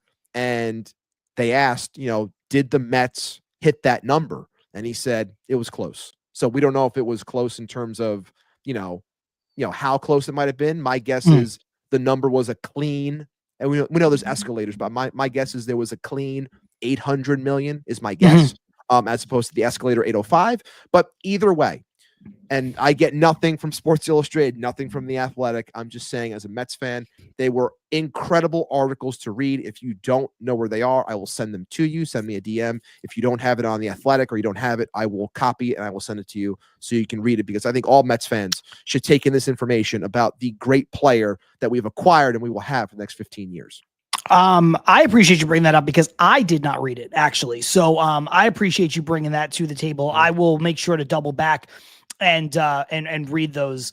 Armand saying I ordered 5 of the Sports Illustrated. I gotta get one. I haven't, to keep the covers and all that good stuff. Found it around me. I have to get one because it looks. No. Yeah. No, you're it's like kind of sort of. It's weird. You're not like fully frozen. It's just like glitched out. It seemed like your connection just glitched out for a second. Jeff Cohen saying The Pursuit is on MLB Network tonight at 10 p.m. That accompanying kind of mini documentary that was put out with regards to the Mets getting Juan Soto. Go ahead. I did watch those on YouTube. They were great also. And the one thing that I thought was very interesting in that was when they had asked Cohen why he wanted that second interview or that sit down, and how he said, basically like he's going to the Yankees. Like, I don't like the article today was also talking about how he said, like, it showed his frustration with the entire thing because apparently Soto was more active in his thoughts and his feelings. And, Cohen at one point snapped and he was just like, "It seems like you don't want to be here. Why are we having this meeting? Like, it seems like you're giving me all the reasons why you don't want to be here." And I'm reading this and I'm like, God damn, like this seems like it's a lot different than what was told to us during that time frame. And I'm seeing all this, and then I see The Pursuit and what he was saying about how he thought it was an awful meeting. So all this stuff kind of checks out. So the funniest thing in the article, and it's the last spoiler I'll give, is the fact that Boras called him the next day and Boras goes, "That was fantastic. Juan loved you." And then Steve's like, "What?" Like, that was probably hands down the worst sit down. And I've been through a lot of sit downs. That's probably the worst meeting I have ever had. He goes, "Nope, you checked all the boxes. Juan loves you. Definitely checked the ownership box." And Steve's like, okay, cool. Like, cool, man. Like, what? Like, but seriously, read it. It's fantastic. Armand saying, "I will mail you one of my copies, Ibby." So there you go. Armand, thank you so much, man. I would appreciate that. Thank you. Rosie saying the interesting thing about the Verducci article is that Soto wanted to go back to the Yankees and they somehow lost him, which kind of echoes slightly what you were just talking about. That's kind of mentioned in The Pursuit, where there's this feeling of like, why do you want to be here? This is true. We did kind of gloss over it only because, or I did, I don't want to put this on you. When we came out of the break, I kind of glossed over Hayden Sanger making the team because you and I talked about our 26-man roster prediction last week, and we spent more time on him then. But Carlos Ramos is right. Shout out to Sanger. He has to be having the best day of his life. I agree. I don't have anything else to add. The guy is 27 years old, has been in the Mets organization since the beginning. 2018. Much has been made. Yeah, 2018. Much has been made. But seriously, there's been jokes, none really at his expense, that I saw about him having to work at Whole Foods in the offseason, which is a travesty that minor league baseball is run that way. But I don't want to take away from the story about Sanger right now in this moment. Unbelievable for this guy to have an amazing day. Pun fully intended. I hope it is the best day. And I hope there's more greatness to come, because look, the Mets are going to need a third guy on the roster. Like I've been saying, it'd be from a baseball perspective, going out of the organization, getting Tomas Nido, or, going and getting this. It didn't really make sense. This guy's 27. He plays great defense. He's been here since the beginning. He's caught a lot of these guys now in spring training. He's caught a lot of the young pitchers as they've gone up through the minor leagues. He's your third catcher. Do I expect him to be a superstar? No. But you know what? I hope that he makes enough money so that he never has to work a second job again. How about that? I think that's. And I said last week that, how much, and I posted a thing on TikTok and our YouTube shorts as well, talking about how, situations like this warm my heart. And it's great to see someone who busts their ass like this to finally get their opportunity. And yes, certain things have to break your way and injuries happen, but you have to capitalize and you do your best. So yes, knowing that you stock shelves when in the off season or what have you, to make ends meet, to make enough money, to do what you have to do to get by. And then knowing that you can sign that major league contract for the league minimum probably and get that money, that goes so far for what's someone. The league minimum now? 750,000? Is it that high? I thought it was like in the sixes, but either way, we're talking about money that he probably has never seen in his life. And just knowing that you have that is fantastic for him, fantastic for whatever his overall situation is, his family. I love seeing stuff like that. And I love that Stearns came out before and said, look, I know people might look at this and say that it's a feel-good story, and it is one, but that's not the reason why he made this team. He made this team because he worked hard. He plays fantastic defense, and we believe that he can help us win ball games. And I agree with him, because if the pitchers that we have that we're running out there love throwing to this guy, that's a good thing for me, because that's going to help our pitchers succeed more so than fail. Absolutely. I want to bring up this comment. I think Phil Nolasco is either new or hasn't been here in a bit. I feel like Phil's been here before. I know that name looks familiar. Also, I'm just thinking about Ricky. I don't know. Yeah, the name looks familiar, I believe. Phil, if you're new to the show, welcome. If you are not, welcome back. And I apologize for, forgetting over the course of time, but I wanted to just shout you out because it's a name I've not seen at least in a while. Just saying LFGM, followed by we're going to have a great season. Since then, he's been more active in the comments as well with, other points, pertaining to what we're talking about. But, when I see a name I haven't seen in a while, I like to shout him out. Ibby, let's get into our bold predictions. How do you want to do this? Do you want to do ours first? Do you want to intercut some of the videos that we have from the guests? Do you want to start with the fan submitted, the viewer submitted videos first? Where do you want to go with this? I'll give you a heads up. We have 3 videos that I thought we would have time for. So there are 3 total viewer submitted bold prediction videos. It's up to you where you want to start.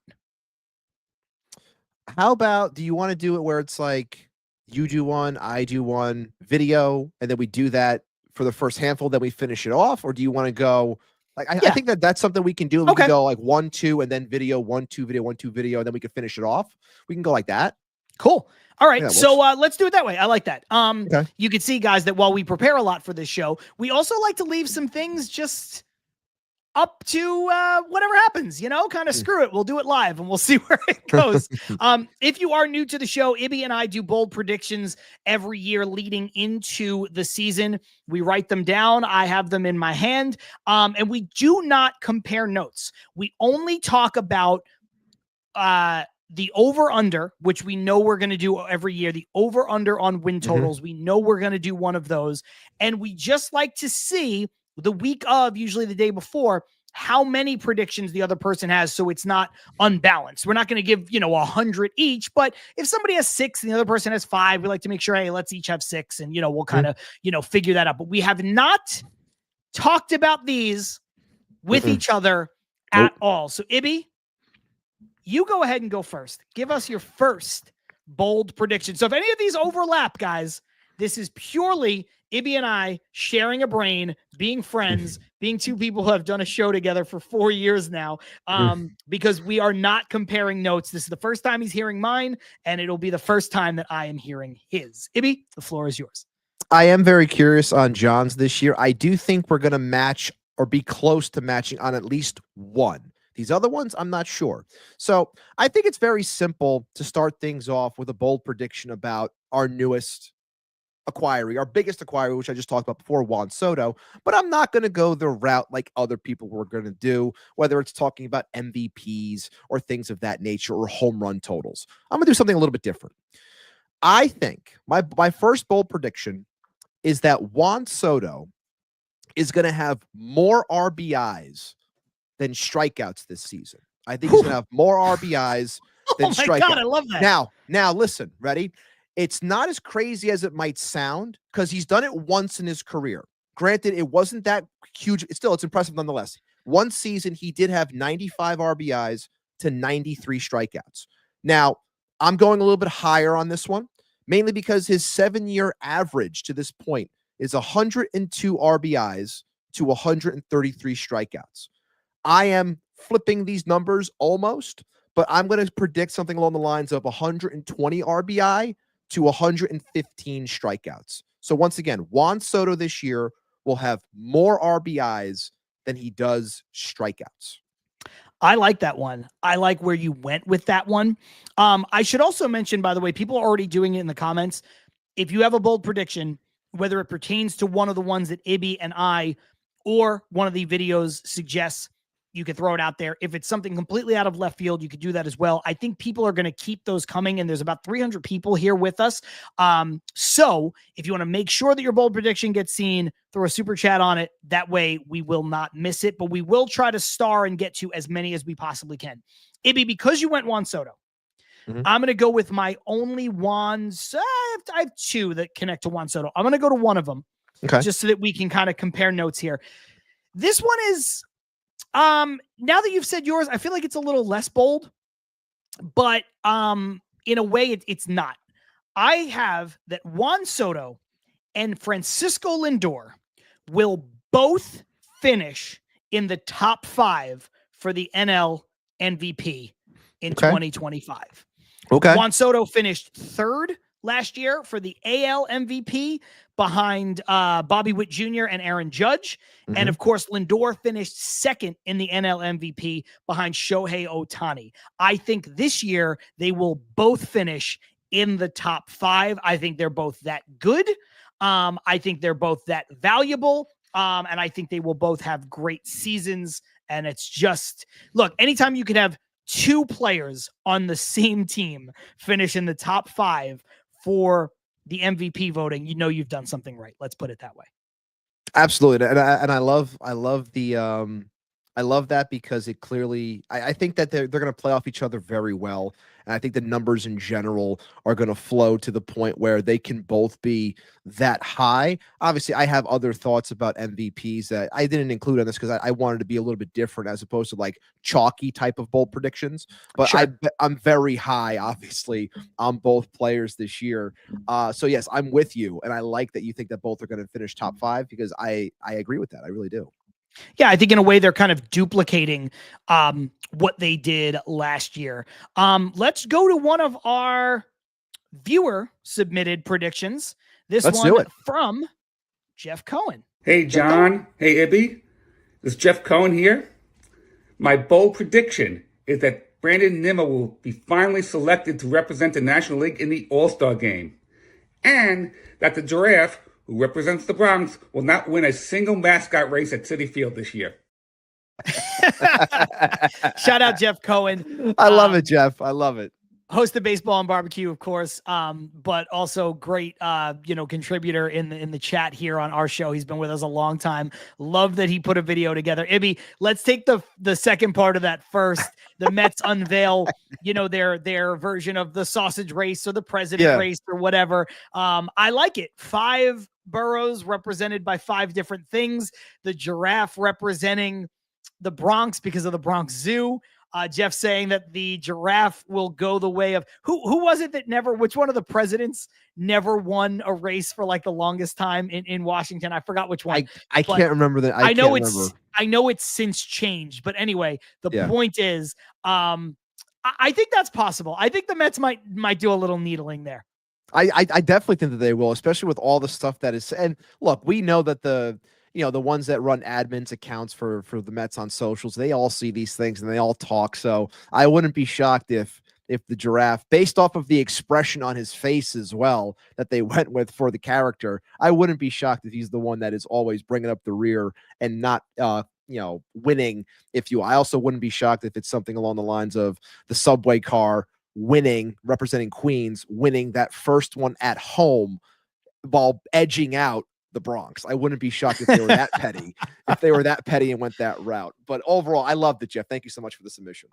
I think it's fun too. I think they came up with 5 good representatives for each of the boroughs. I saw somebody post something funny on Twitter. They're like, man, I'm outraged that like the one for Staten Island isn't like a pile of garbage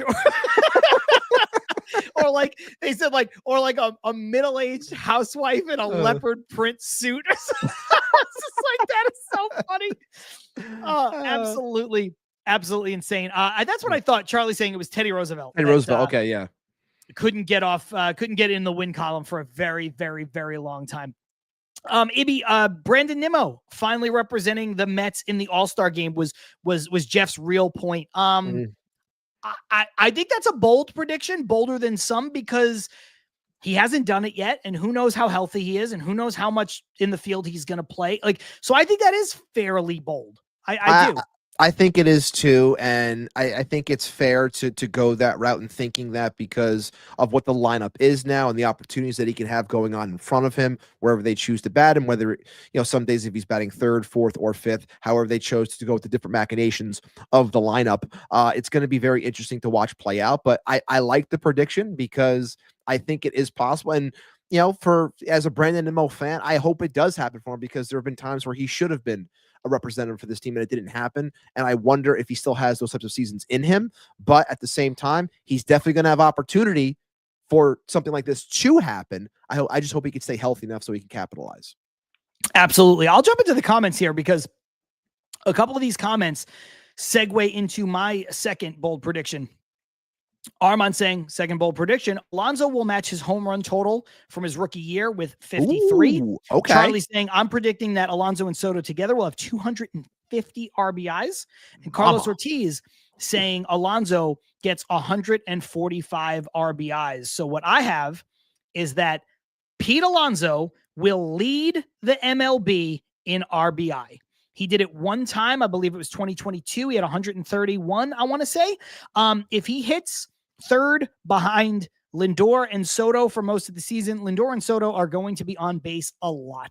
Pete Alonso had a good spring. Pete Alonso showed, a little bit kind of discipline, a little bit more of what we saw earlier in Pete's career. I think the home run pop is obviously still there. I think he has a great opportunity to knock in a ton of runs. People have put a number on it, 145, his split of 250, whatever. I don't know what the number is going to be. I don't care the number. I just think he will lead MLB in RBI. And that would be a hell of a platform year, a proper platform year that we were all hoping for last year. If he could perform that this year while having Soto and Lindor in front of him, that would be huge in terms of what this team can do moving forward. And obviously helping with the overall goals of this season. So I love that. So for me, I'll keep it in the same vein since Alonso was mentioned. We're talking about Lindor and Soto, and I'll throw in a Mark Vientos one right now, but it's kind of all encompassing, but it's also a Vientos one to boot. That being that I believe that Francisco Lindor, Juan Soto, Pete Alonso, and Mark Vientos will all top 30 home runs this season. I also believe, to further that point, that Mark Vientos is going to be the league leader in terms of third baseman when it comes to home runs. Okay. I like that one. You know what? Yeah. Before I comment further, I'm going to bring up another viewer-inspired, viewer-submitted bold prediction because it kind of plays into that. This one from TJ. Nostradamus, TJ, en route to the Knicks game tonight with Theo. Theo, what's your bold prediction for the Mets? Bold prediction this year for the Mets team, home run, they're going to break their record. And my prediction, 4 members of the 100 RBI club with Lindor setting the all-time franchise record runs scored in 1 year. Book it. Book it. That's Book good. it, my man. So we got 2 there, both relating to the lineup, both relating to scoring runs, but the Mets will break their all-time franchise home runs as a team. I think if they succeed in doing what you're saying, they're going to start to get there. I don't have the number offhand. I'm sure Armand will pull it up before either one of us have a chance to look it up. But Ibby, I think that is I think that's a great spot for the Mets potentially to be in. They have the power to do it. I love those. I love those predictions, and I love the runs scored with Lindor. It was one that I was thinking about because I was looking at his.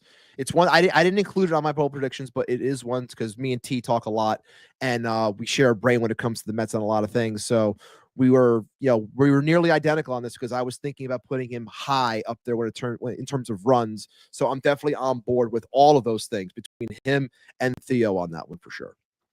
You know what? I'll segue into my next one, I guess, off of that. So this is sort of a parlay bold prediction. Okay. There's a lot of levels to this one. And I know Carlos Ramos is going to appreciate this one specifically. It's wordy. Just stick with me. The Mets will have 2 players with 40 home runs. I think Alonso and Soto will each hit 40. The Mets will have 4 players with 30 home runs. So obviously Alonso and Soto will count towards that. The other 2 that will hit 30 are Lindor and Vientos. The Mets will have 6 players with 20 home runs. Alonso, Soto, Lindor, Vientos, Brandon Nimmo, and Jose Siri. And in doing that, the Mets will lead the National League in home runs. So 2 players with 40 home runs, 4 players with 30 home runs, 6 players with 20 home runs. I wanted it to be 7 players with 20 home runs, but I'm just not sure what Francisco Alvarez is going to give you in terms of power. He's going to miss time, and then it's the hamate bone. He's got the ability to do it, and I would love to be wrong on this prediction and have another guy hit 20 or 30 home runs. To me, that was too bold because of the injury. And Douglas taking a shot at me there. John with the wordy prediction. No. Yeah, but Ibby, I think that ties into TJ's. It ties into yours. Mets are going to hit a lot of home runs. Lots. So I like that because the one that I'm going to give is similar, not home runs, but similar.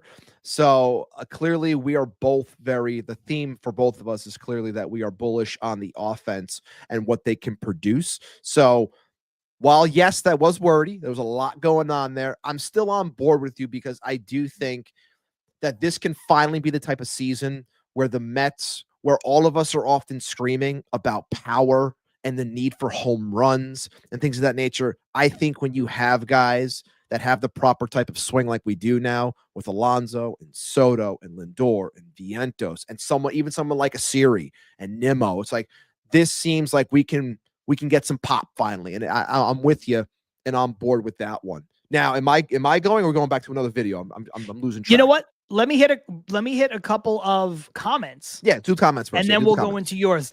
Okay. Daniel Cap saying parlay. Now you're talking my language. LOL. Cindy saying this team has a great shot at hitting the team home run record. Mr. Nobody saying certainly have the best chance. Tons of pop on this team.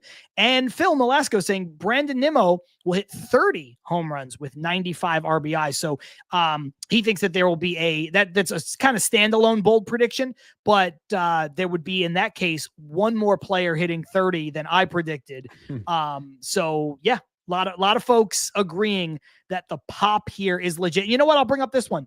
This is a big one. Carlos Ortiz, Lindor will go 40-40. Lordy. Lord, going 40-40.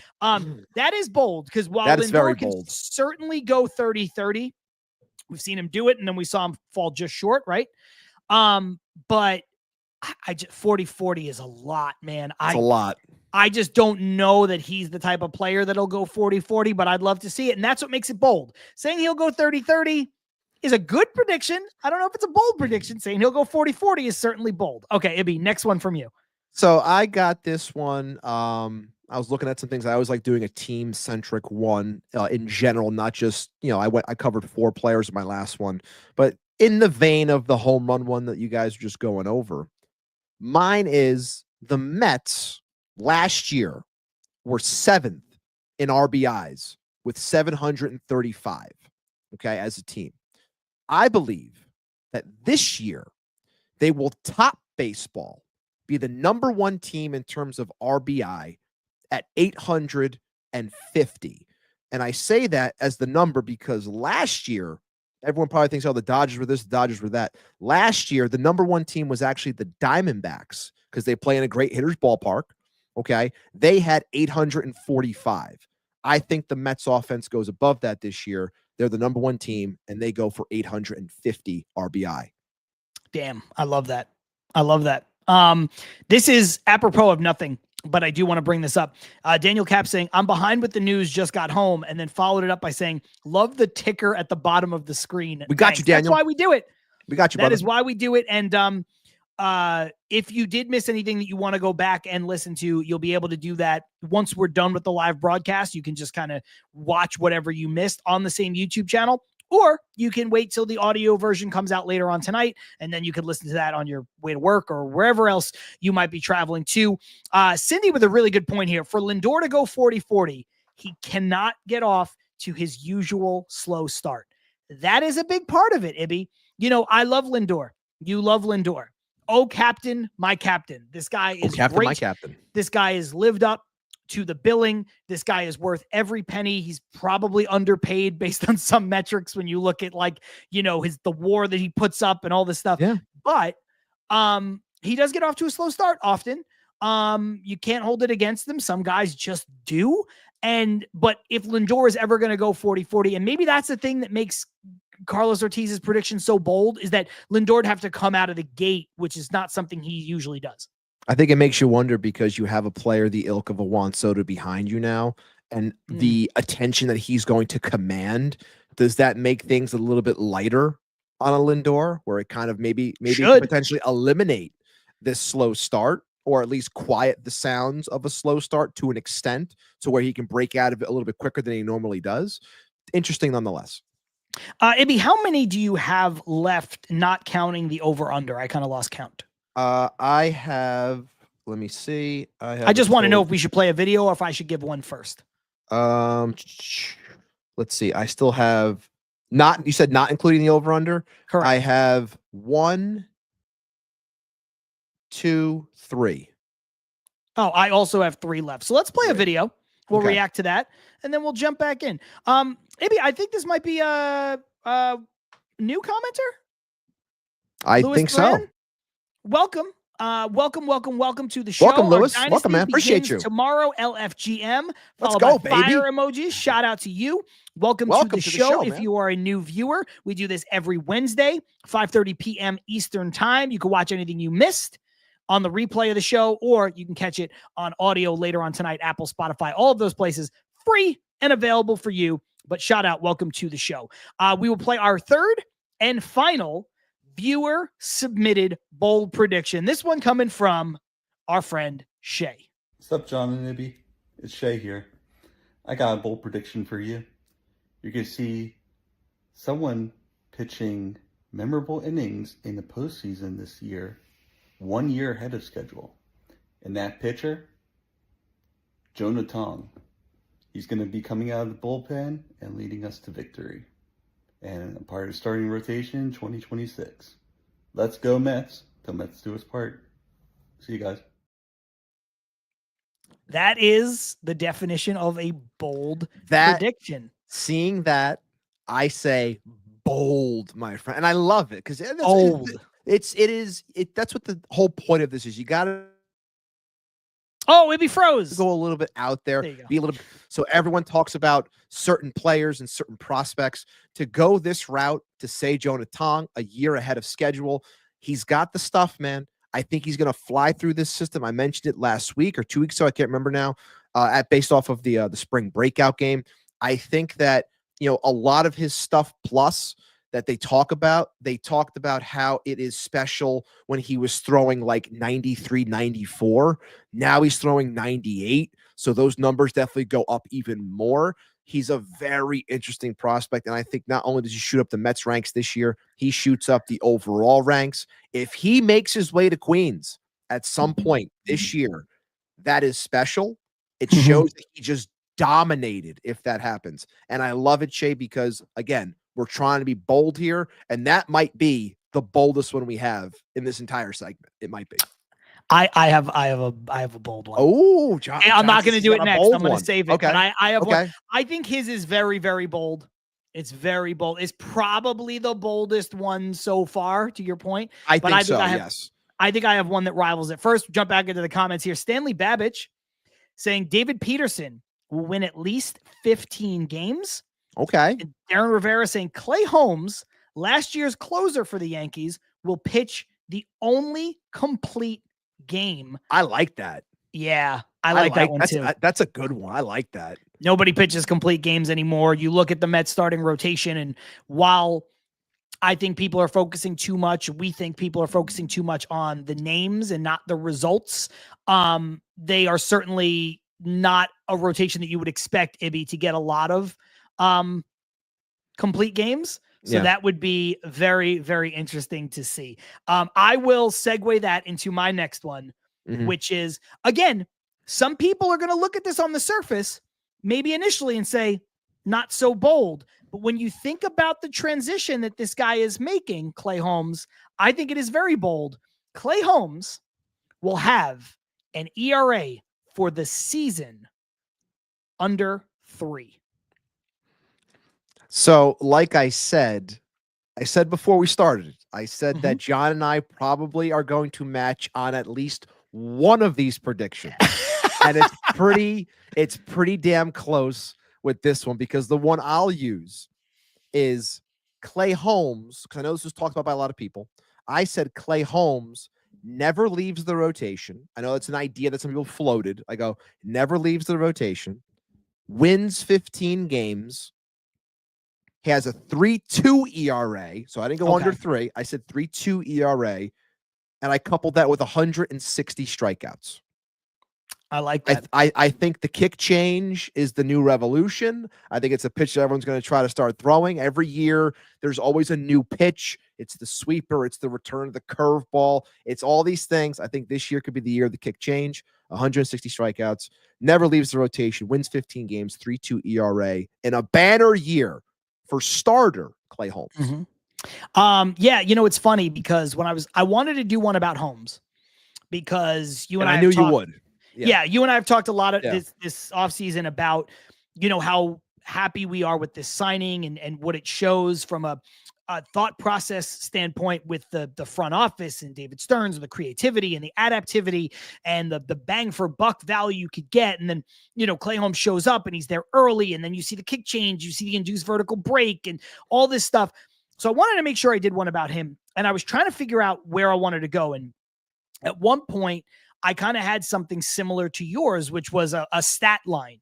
And then I was like, yeah, I could do that, but I want to pivot. I want to like try to hone in on something specific. And the first thing I did was strikeouts. And then I was like, but I think if I'm going to go bold, because I think while he's looked great and he's our opening day starter, I think at some point in the season, there's going to be a little bit of fatigue that sets up for Clay Holmes. Mm-hmm. So in trying to be super bold, and I'm not saying that yours is not, because obviously you've put more stats into the prediction, but in trying to be super bold, I'm taking something that is, one, not fully in Clay Holmes's control, which is ERA.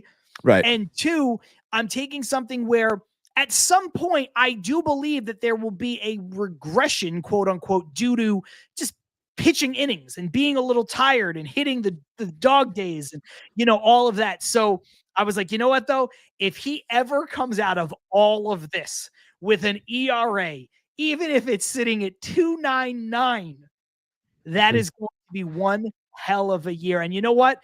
Ibby, right now, our viewership number is sitting at 293. So let's go ahead and call it Clay Holmes on the 2.93 ERA, because it's going to be, that's going to be something that I think would really, really, really, really validate this move. David Stern's not looking for it. He doesn't need it. Clay Holmes isn't looking for it. He doesn't need it. But there are still some Met fans, like you said, that are skeptical that he's going to stay in the rotation. This guy's a starting pitcher here to stay.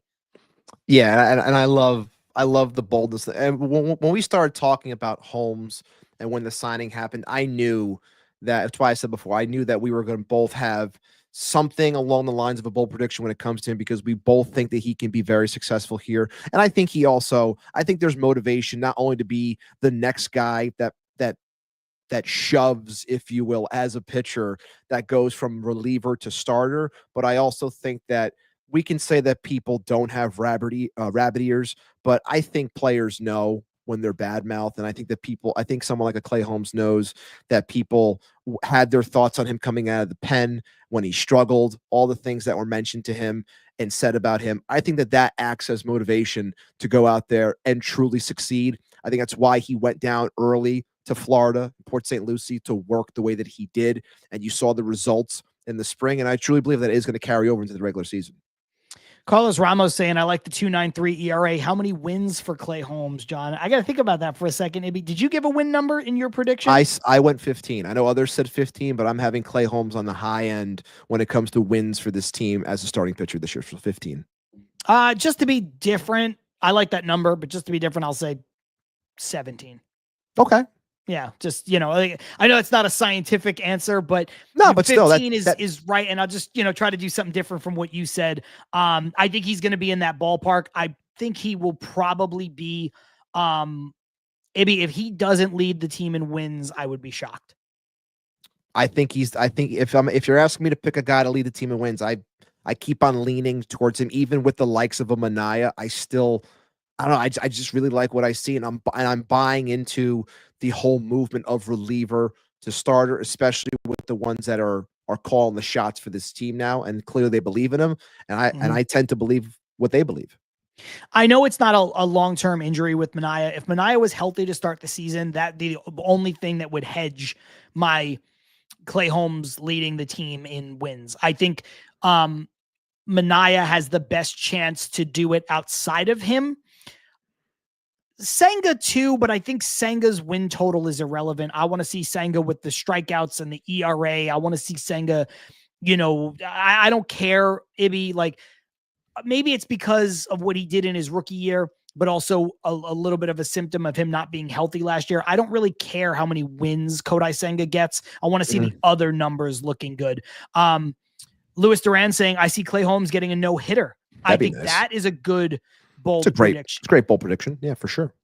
Daniel Caps saying, I got a bold prediction. Brett Beatty will not get sent down to AAA, I guess, again for the rest of the season. That would be a bold prediction. That's very bold. I think that qualifies as bold. That's very bold for sure. Am I going with one here, or what's the rotation now? Am I back up, or? I think it's me, right? I gave my Clay Holmes one, and then you gave your Clay Holmes one. So, okay. Yeah. So it's back to you. Okay. So I'll jump back in. Before I do that, couple more as they relate to pitching. Stanley Babbage, Clay Holmes will lead the team in strikeouts. Okay. Can see that. I could also see Senga giving him a run for his money there if Senga pitches all year.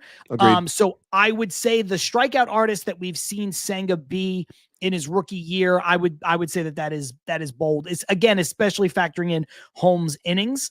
Carlos Ortiz saying Canning will win 15 games. You, sir, are bold. that is bold. I just had I just joined Shea and Sons and Keefe, their fantasy league. I drafted Griffin Canning like with my last pick, and they were like, "What the hell are you doing drafting Canning?" I was like, I just want him for that first start of the week because fifth starters don't get starts. So I was just like, let me get some innings. But that, my friend, is very bold. And if it happens, you better build a statue for whatever it is that's in this pitching lab in David Stearns. Because if that happens, my friend, that is wild. The Mets will be the first team in Major League history to get a statue built of a lab. They put it right next to Tom Seaver. It's just going to be like some guy you've never seen, like just like an NPC, an AI generated like professor in a lab coat, just Oh like my God. with a pitcher on a table. Oh my God. Daniel saying Mets will have 5 pitchers with over 100 strikeouts. That is a big number. Daniel, I was going to say I hate to put you on the spot, but I don't, because it's bold prediction show. If you could reply, if you're still here, which 5 pitchers? I'd like to know which 5 pitchers will have over 100 strikeouts. And while he's doing that, just give me 1 second. I have to do something really quickly. I will be right back. Oh my goodness. How It's dare okay. you? I'm sorry. How But have a quick dare you? conversation with the chat. Keep going on stuff. I will be right back. I knew it was bad when Ibby went, ooh. Let's jump into a few more of yours because obviously I don't want to give away any of mine. I have 2 left, 2 more bold predictions, and then our over under on win totals and where the season will end up for our New York Mets. So a couple people have thrown in their over unders to this point, their win total. Ibby and I are going with the over under that was set a few weeks ago. 91.5 is the over under on win totals by a reputable source, but not one that we are going to mention. It's definitely a place, if you're into sports betting, that you are aware of, but I am not going to mention it because they don't pay us any money. So I am not going to say who they are. How about that? Let's jump back into some of these. We have Armand saying the Mets will have 7 players make the All-Star team. Lindor, Soto, Alonso, Vientos, Holmes, Peterson, and Diaz. That's bold because it's a lot. Anytime you're talking about all-star teams and, you know, you get you get teams in a given year where it's just like, man, so many of these people are all from one team. I think it's possible. And I think it's bold because it's a lot, but I also think it's bold because Lindor somehow has not made an all-star team as a Met. Vientos would be making his first. Holmes, we've already talked about so much. What a start to a season that would be for him to make the all-star team. Peterson as well. Diaz, that would mean a big bounce back for him. Ibby, I was going to take this one while you were gone, but what are your thoughts on this one from Armand? 7 players making the all-star team and the list. Lindor, Soto, Alonso, Vientos, Holmes, Peterson, and Diaz. I'll say this. I think it's always difficult, especially when it comes to pitchers, when it comes to this type of selection process. And it's always tough, even for our Mets, no matter how well they're doing, to break through and be all-stars. So I like this because it's very bold. And it's also something that I think could be starting to happen because of Soto being here, where the tides kind of turn and Mets players are viewed in a different light now as opposed to before him coming here. So that means that the media and everyone in general is starting to warm up to the Mets a little bit more. So that in itself is a bold prediction of the media turning a positive turn for our team. So I will accept this as a very bold prediction, not only because of the numbers, but really the implication of what those numbers really mean. Daniel was gracious enough to be put on the spot and answer, saying Diaz, Peterson, Senga, Holmes, and McGill will be the 5 pitchers with 100 strikeouts. You know what? I will say this. They all have the stuff to do it. I don't know, when you look at like the relievers, Diaz has to be healthy all year to do that, wildly effective to do that. McGill has to be probably in the rotation for most of the season to do that. So but they do have the stuff. And yes, you're right. I did say bold. Did say bold. Ibby, my next one, Mark Vientos will win a Silver Slugger at third base. And I love it. Again, you've got the likes of Manny Machado. You've got the likes of Austin Riley. Mm-hmm. You've got, maybe a bounce back year from a guy like Nolan Arenado, although I see that, happening a bit less, but you have some legit players here in the National League. Matt Chapman with the Giants, some hitters. I think Mark Vientos is going to win a Silver Slugger. It's hard for me to go against that based off of me thinking he's going to lead all third basemen in home runs. So I like where your head's at. I think it makes a lot of sense. And I think that, the overall focus of this team can allow a player like Mark Vientos to zero in and be what he's supposed to be. And that's a power hitter. And I think that power can lead to a Silver Slugger. So I like that one. Mine, I'm going to go with here. Kind of could have parlayed, even though we took it towards Holmes before, parlays into what Shay was talking about. I'm bringing one up of another pitching prospect, and that being Brandon Sproat, the guy that everyone has on the tip of their tongue. Brandon Sproat, in my opinion, is going to be up with the team by the end of May. I'm kind of following the whole Christian Scott. I was just going to say it's the Christian Scott route. I'm going the same route there. So I'm going whether it's the end of May. I think I bumped it up a little bit because I think Scott was like in the beginning of first 2 weeks of June. So I'm going end of May for Brandon Sproat. I think he makes 18 starts this year for Brandon Sproat. He has a 3.9 ERA and he has 110 strikeouts in 90 innings pitched. So once again, 18 starts for Sproat, 3.9 ERA, 110 strikeouts in 90 innings pitched. He's up by the end of May. Let me ask you a question. Yes. Who do you think he gets called up for? Like, do you think this is a situation where Tyler McGill gets sent down? Do you think it's a situation where Griffin Canning goes to the bullpen? Like, what do you see? I won't tie this to your prediction. I'm just curious. No, I would say it's more so not getting enough from those back end guys where it could be the.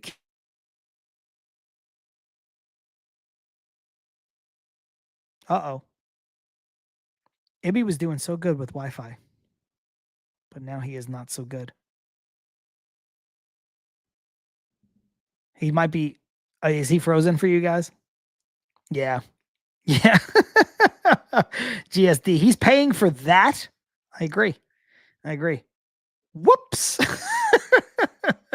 It was right there, man. He does look so lifelike.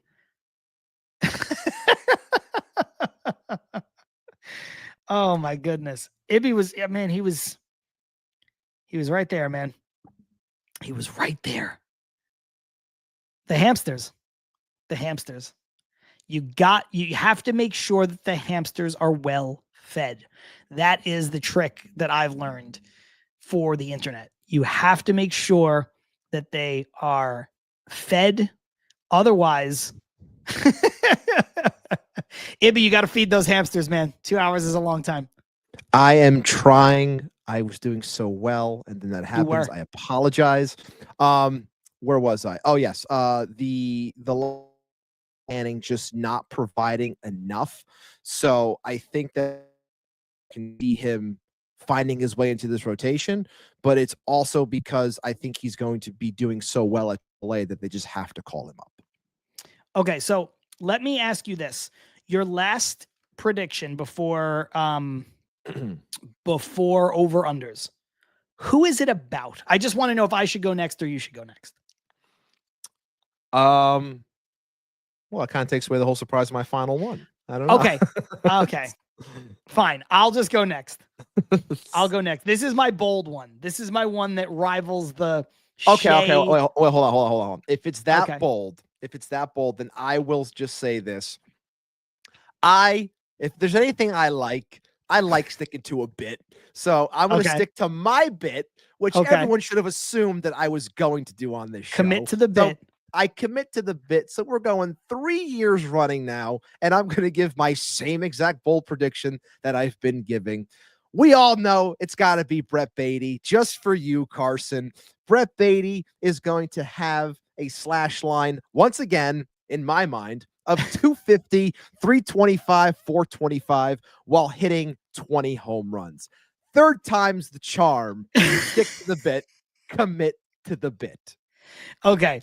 So for the third year in a row, for those of you who don't go back that far, Ibby is predicting that Brett Beatty will have a slash line of a 250 batting average, a 325 on base, a 425 slug with 20 home runs. He's done that 3 years in a row, this being the third.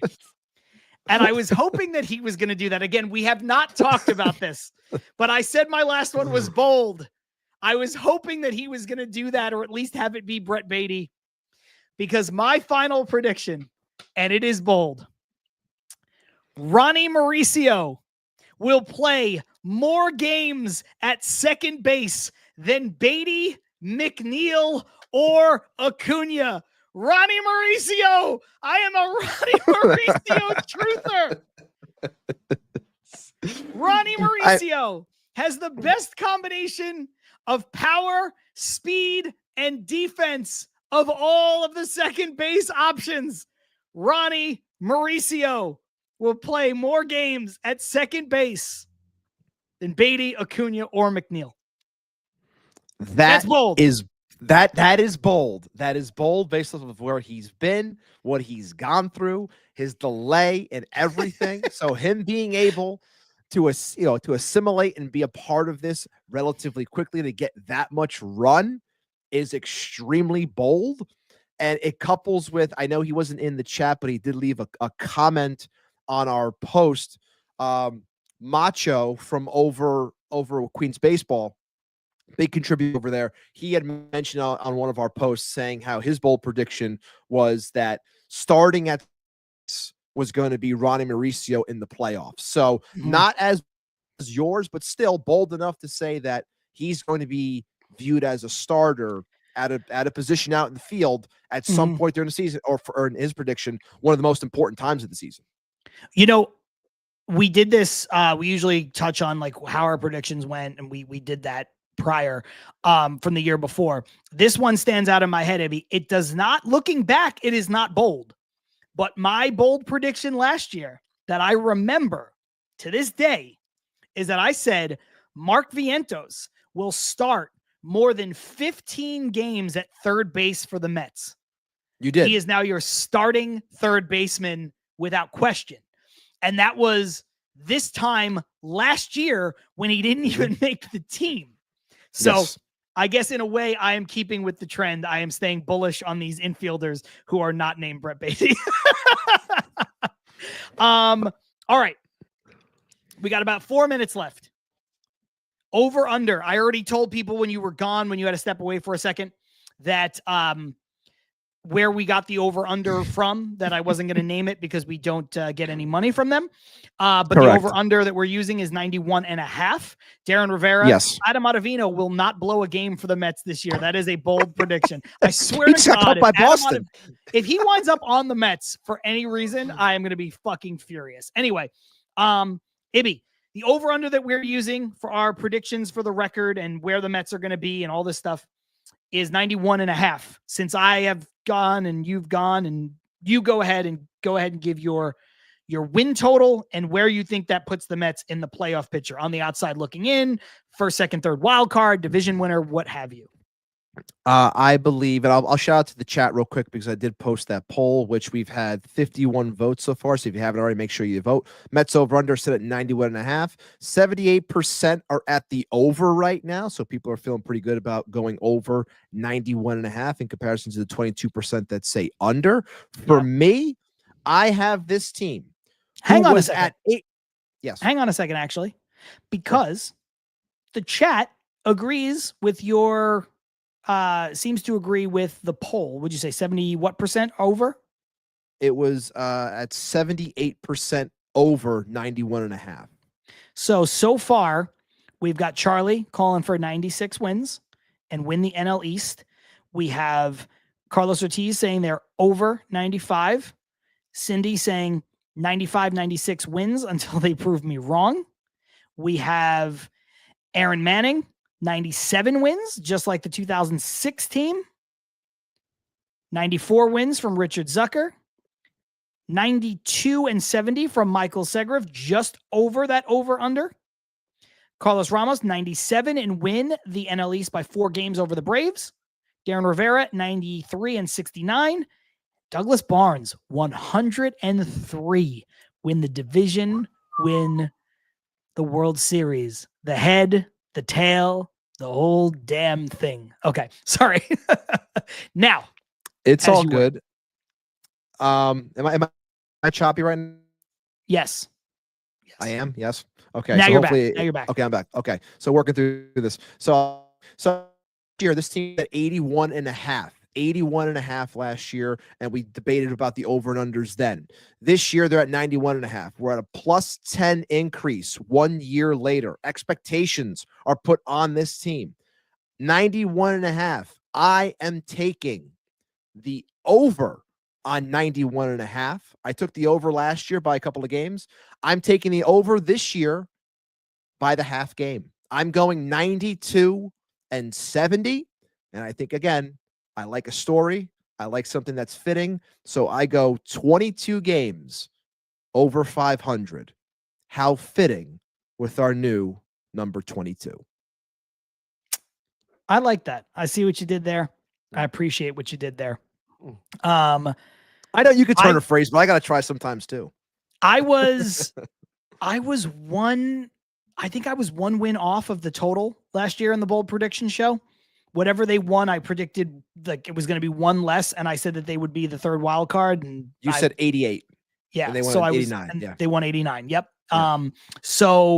I'm hoping that we get some similar results because everything was great last year. You know, I mean, I know it was painful for a time, but over under, I have the Mets with the over.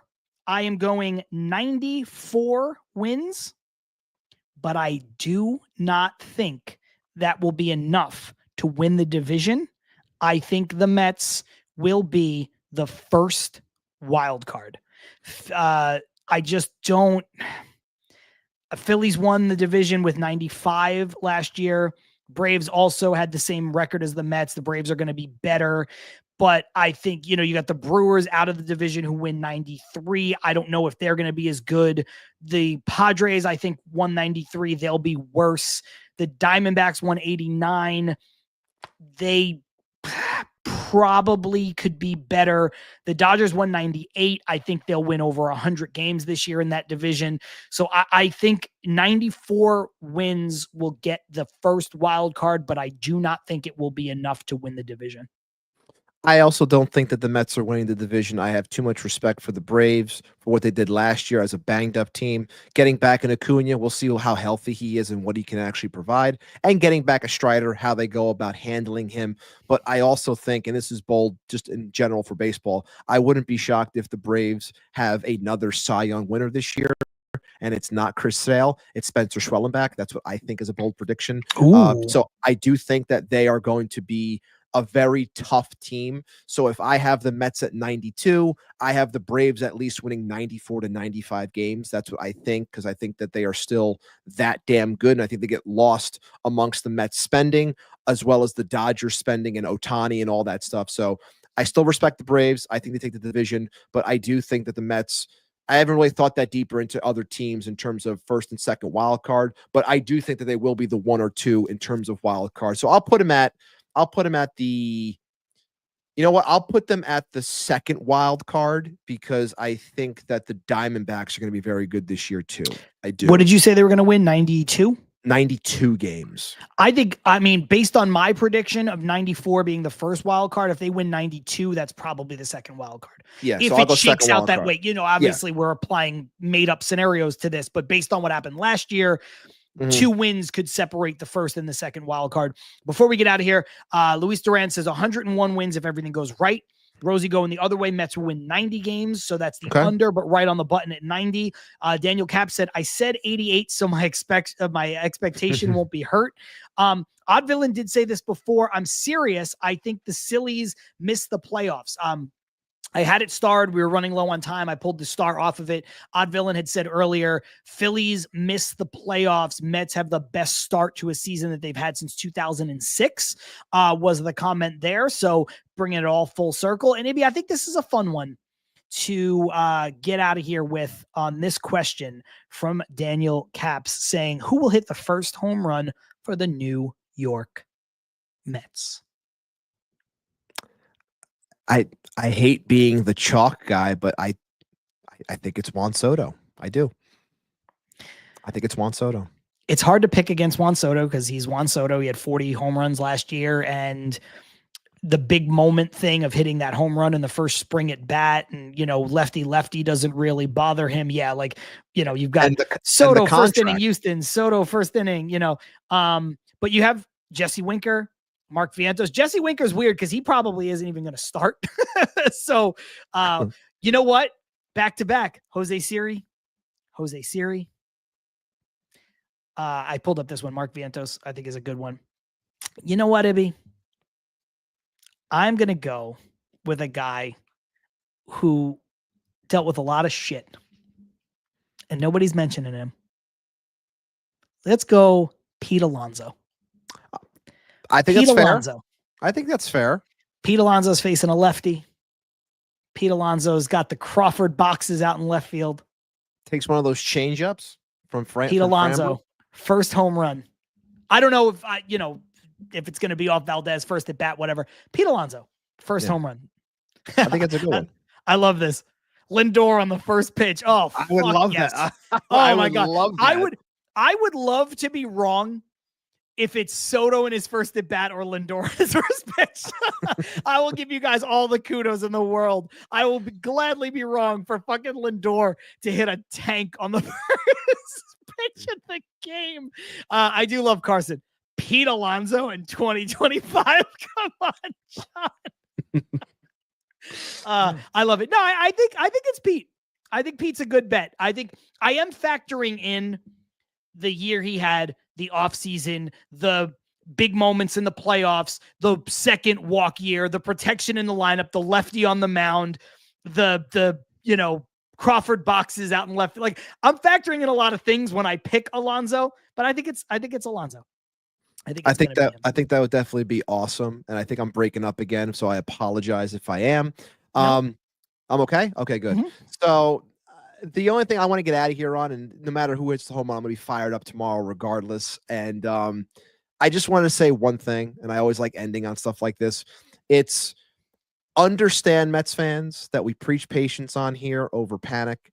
Understand that we also like to hold people accountable and speak properly about this team. There's a lot of expectations for this season. There's a lot to be excited about. You should all be excited, but also at the same time, embrace the limelight that is going to be placed on this team. Enjoy every moment of it. Don't get too up, but also don't get too down. It's going to be a lot of fun. It's great to have expectations and things that are, put on you as an overall team. People believe, whether they want to admit it or not, that this team can be good. They'll do anything that they can to put you down. Don't, as a fan, fall for it.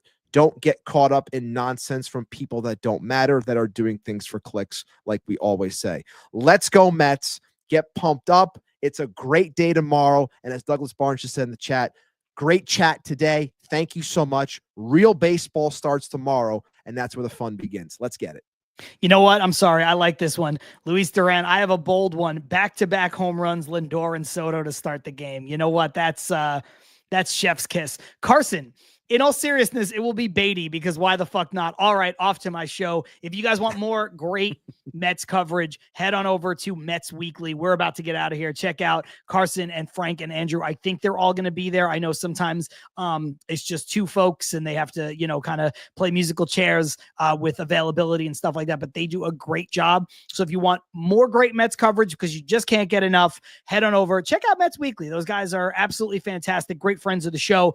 We're friends of their show. show, as evidenced by the fact that, go leave us, go watch them, because they're going to do a great job with their show as well. All I want to say is thank you to everybody who's here. 330 people right now. Real baseball starts tomorrow. I love opening day. I love baseball. I love the New York Mets. It is a holiday for me. It is a celebration for me, as it is for so many of you guys. If you're in Houston, it's a fun city. Have fun. Enjoy it. If you're not, you can still watch it at home and have all of the pomp and circumstance. Watch the pregame. Watch the player announcements. It's too much to do all season long, but on opening day, it's nice. It's special. And Ibby, you mentioned this at the top of the show, but this is a sneaky fun thing. So much in April and March, there's rainouts. Houston has a dome, no rainouts. The Mets go to Miami. They've got a dome, no rainouts. So you're going to get through the first 6 games of this season without any weather issues, without any rainouts. You're going to be able to set your clock and get home on time and watch the baseball games that you want to watch. And that is absolutely fantastic. I don't want to do a show during this because I don't want to distract myself from it. I love opening day too much. I thought about doing maybe like a live stream, watch along something. Not going to do that, but I will be on my phone. I will be on Twitter. I will be live tweeting along with the game and all that stuff. So if you don't follow me already, at John Saponaro is a way to follow me. At Til Mets Do Us Part. I'll be putting out stuff throughout the game. So LFGM, man, it's going to be great. This is going to be a great season. And Ibby, I know we have to go, but 4 years doing this show together, you and I, starting the 4th year. And, it's been an absolute blast. I'm super proud of what we do. I'm super thankful of what we're able to continue to do. And I'm looking forward to the season, man. And I'm looking forward to doing this every Wednesday. You and I, red light on, Til Mets Do Us Part, doing what we do, because that's what it's all about, man. Absolutely. And I'm starting to lose you. My hamsters are clearly starting to die on me. So I got to get out of here before everything just comes crashing down on me. So it's been fantastic, John. I love this show. I love the chat. I love the growth that we've had. Let's fucking go, Mets. Get excited. This is a big year. Let's have some fun. Happy opening day, everyone. Ibby and I will see you next week with more Til Mets Do Us Part, live on YouTube, live on Twitter.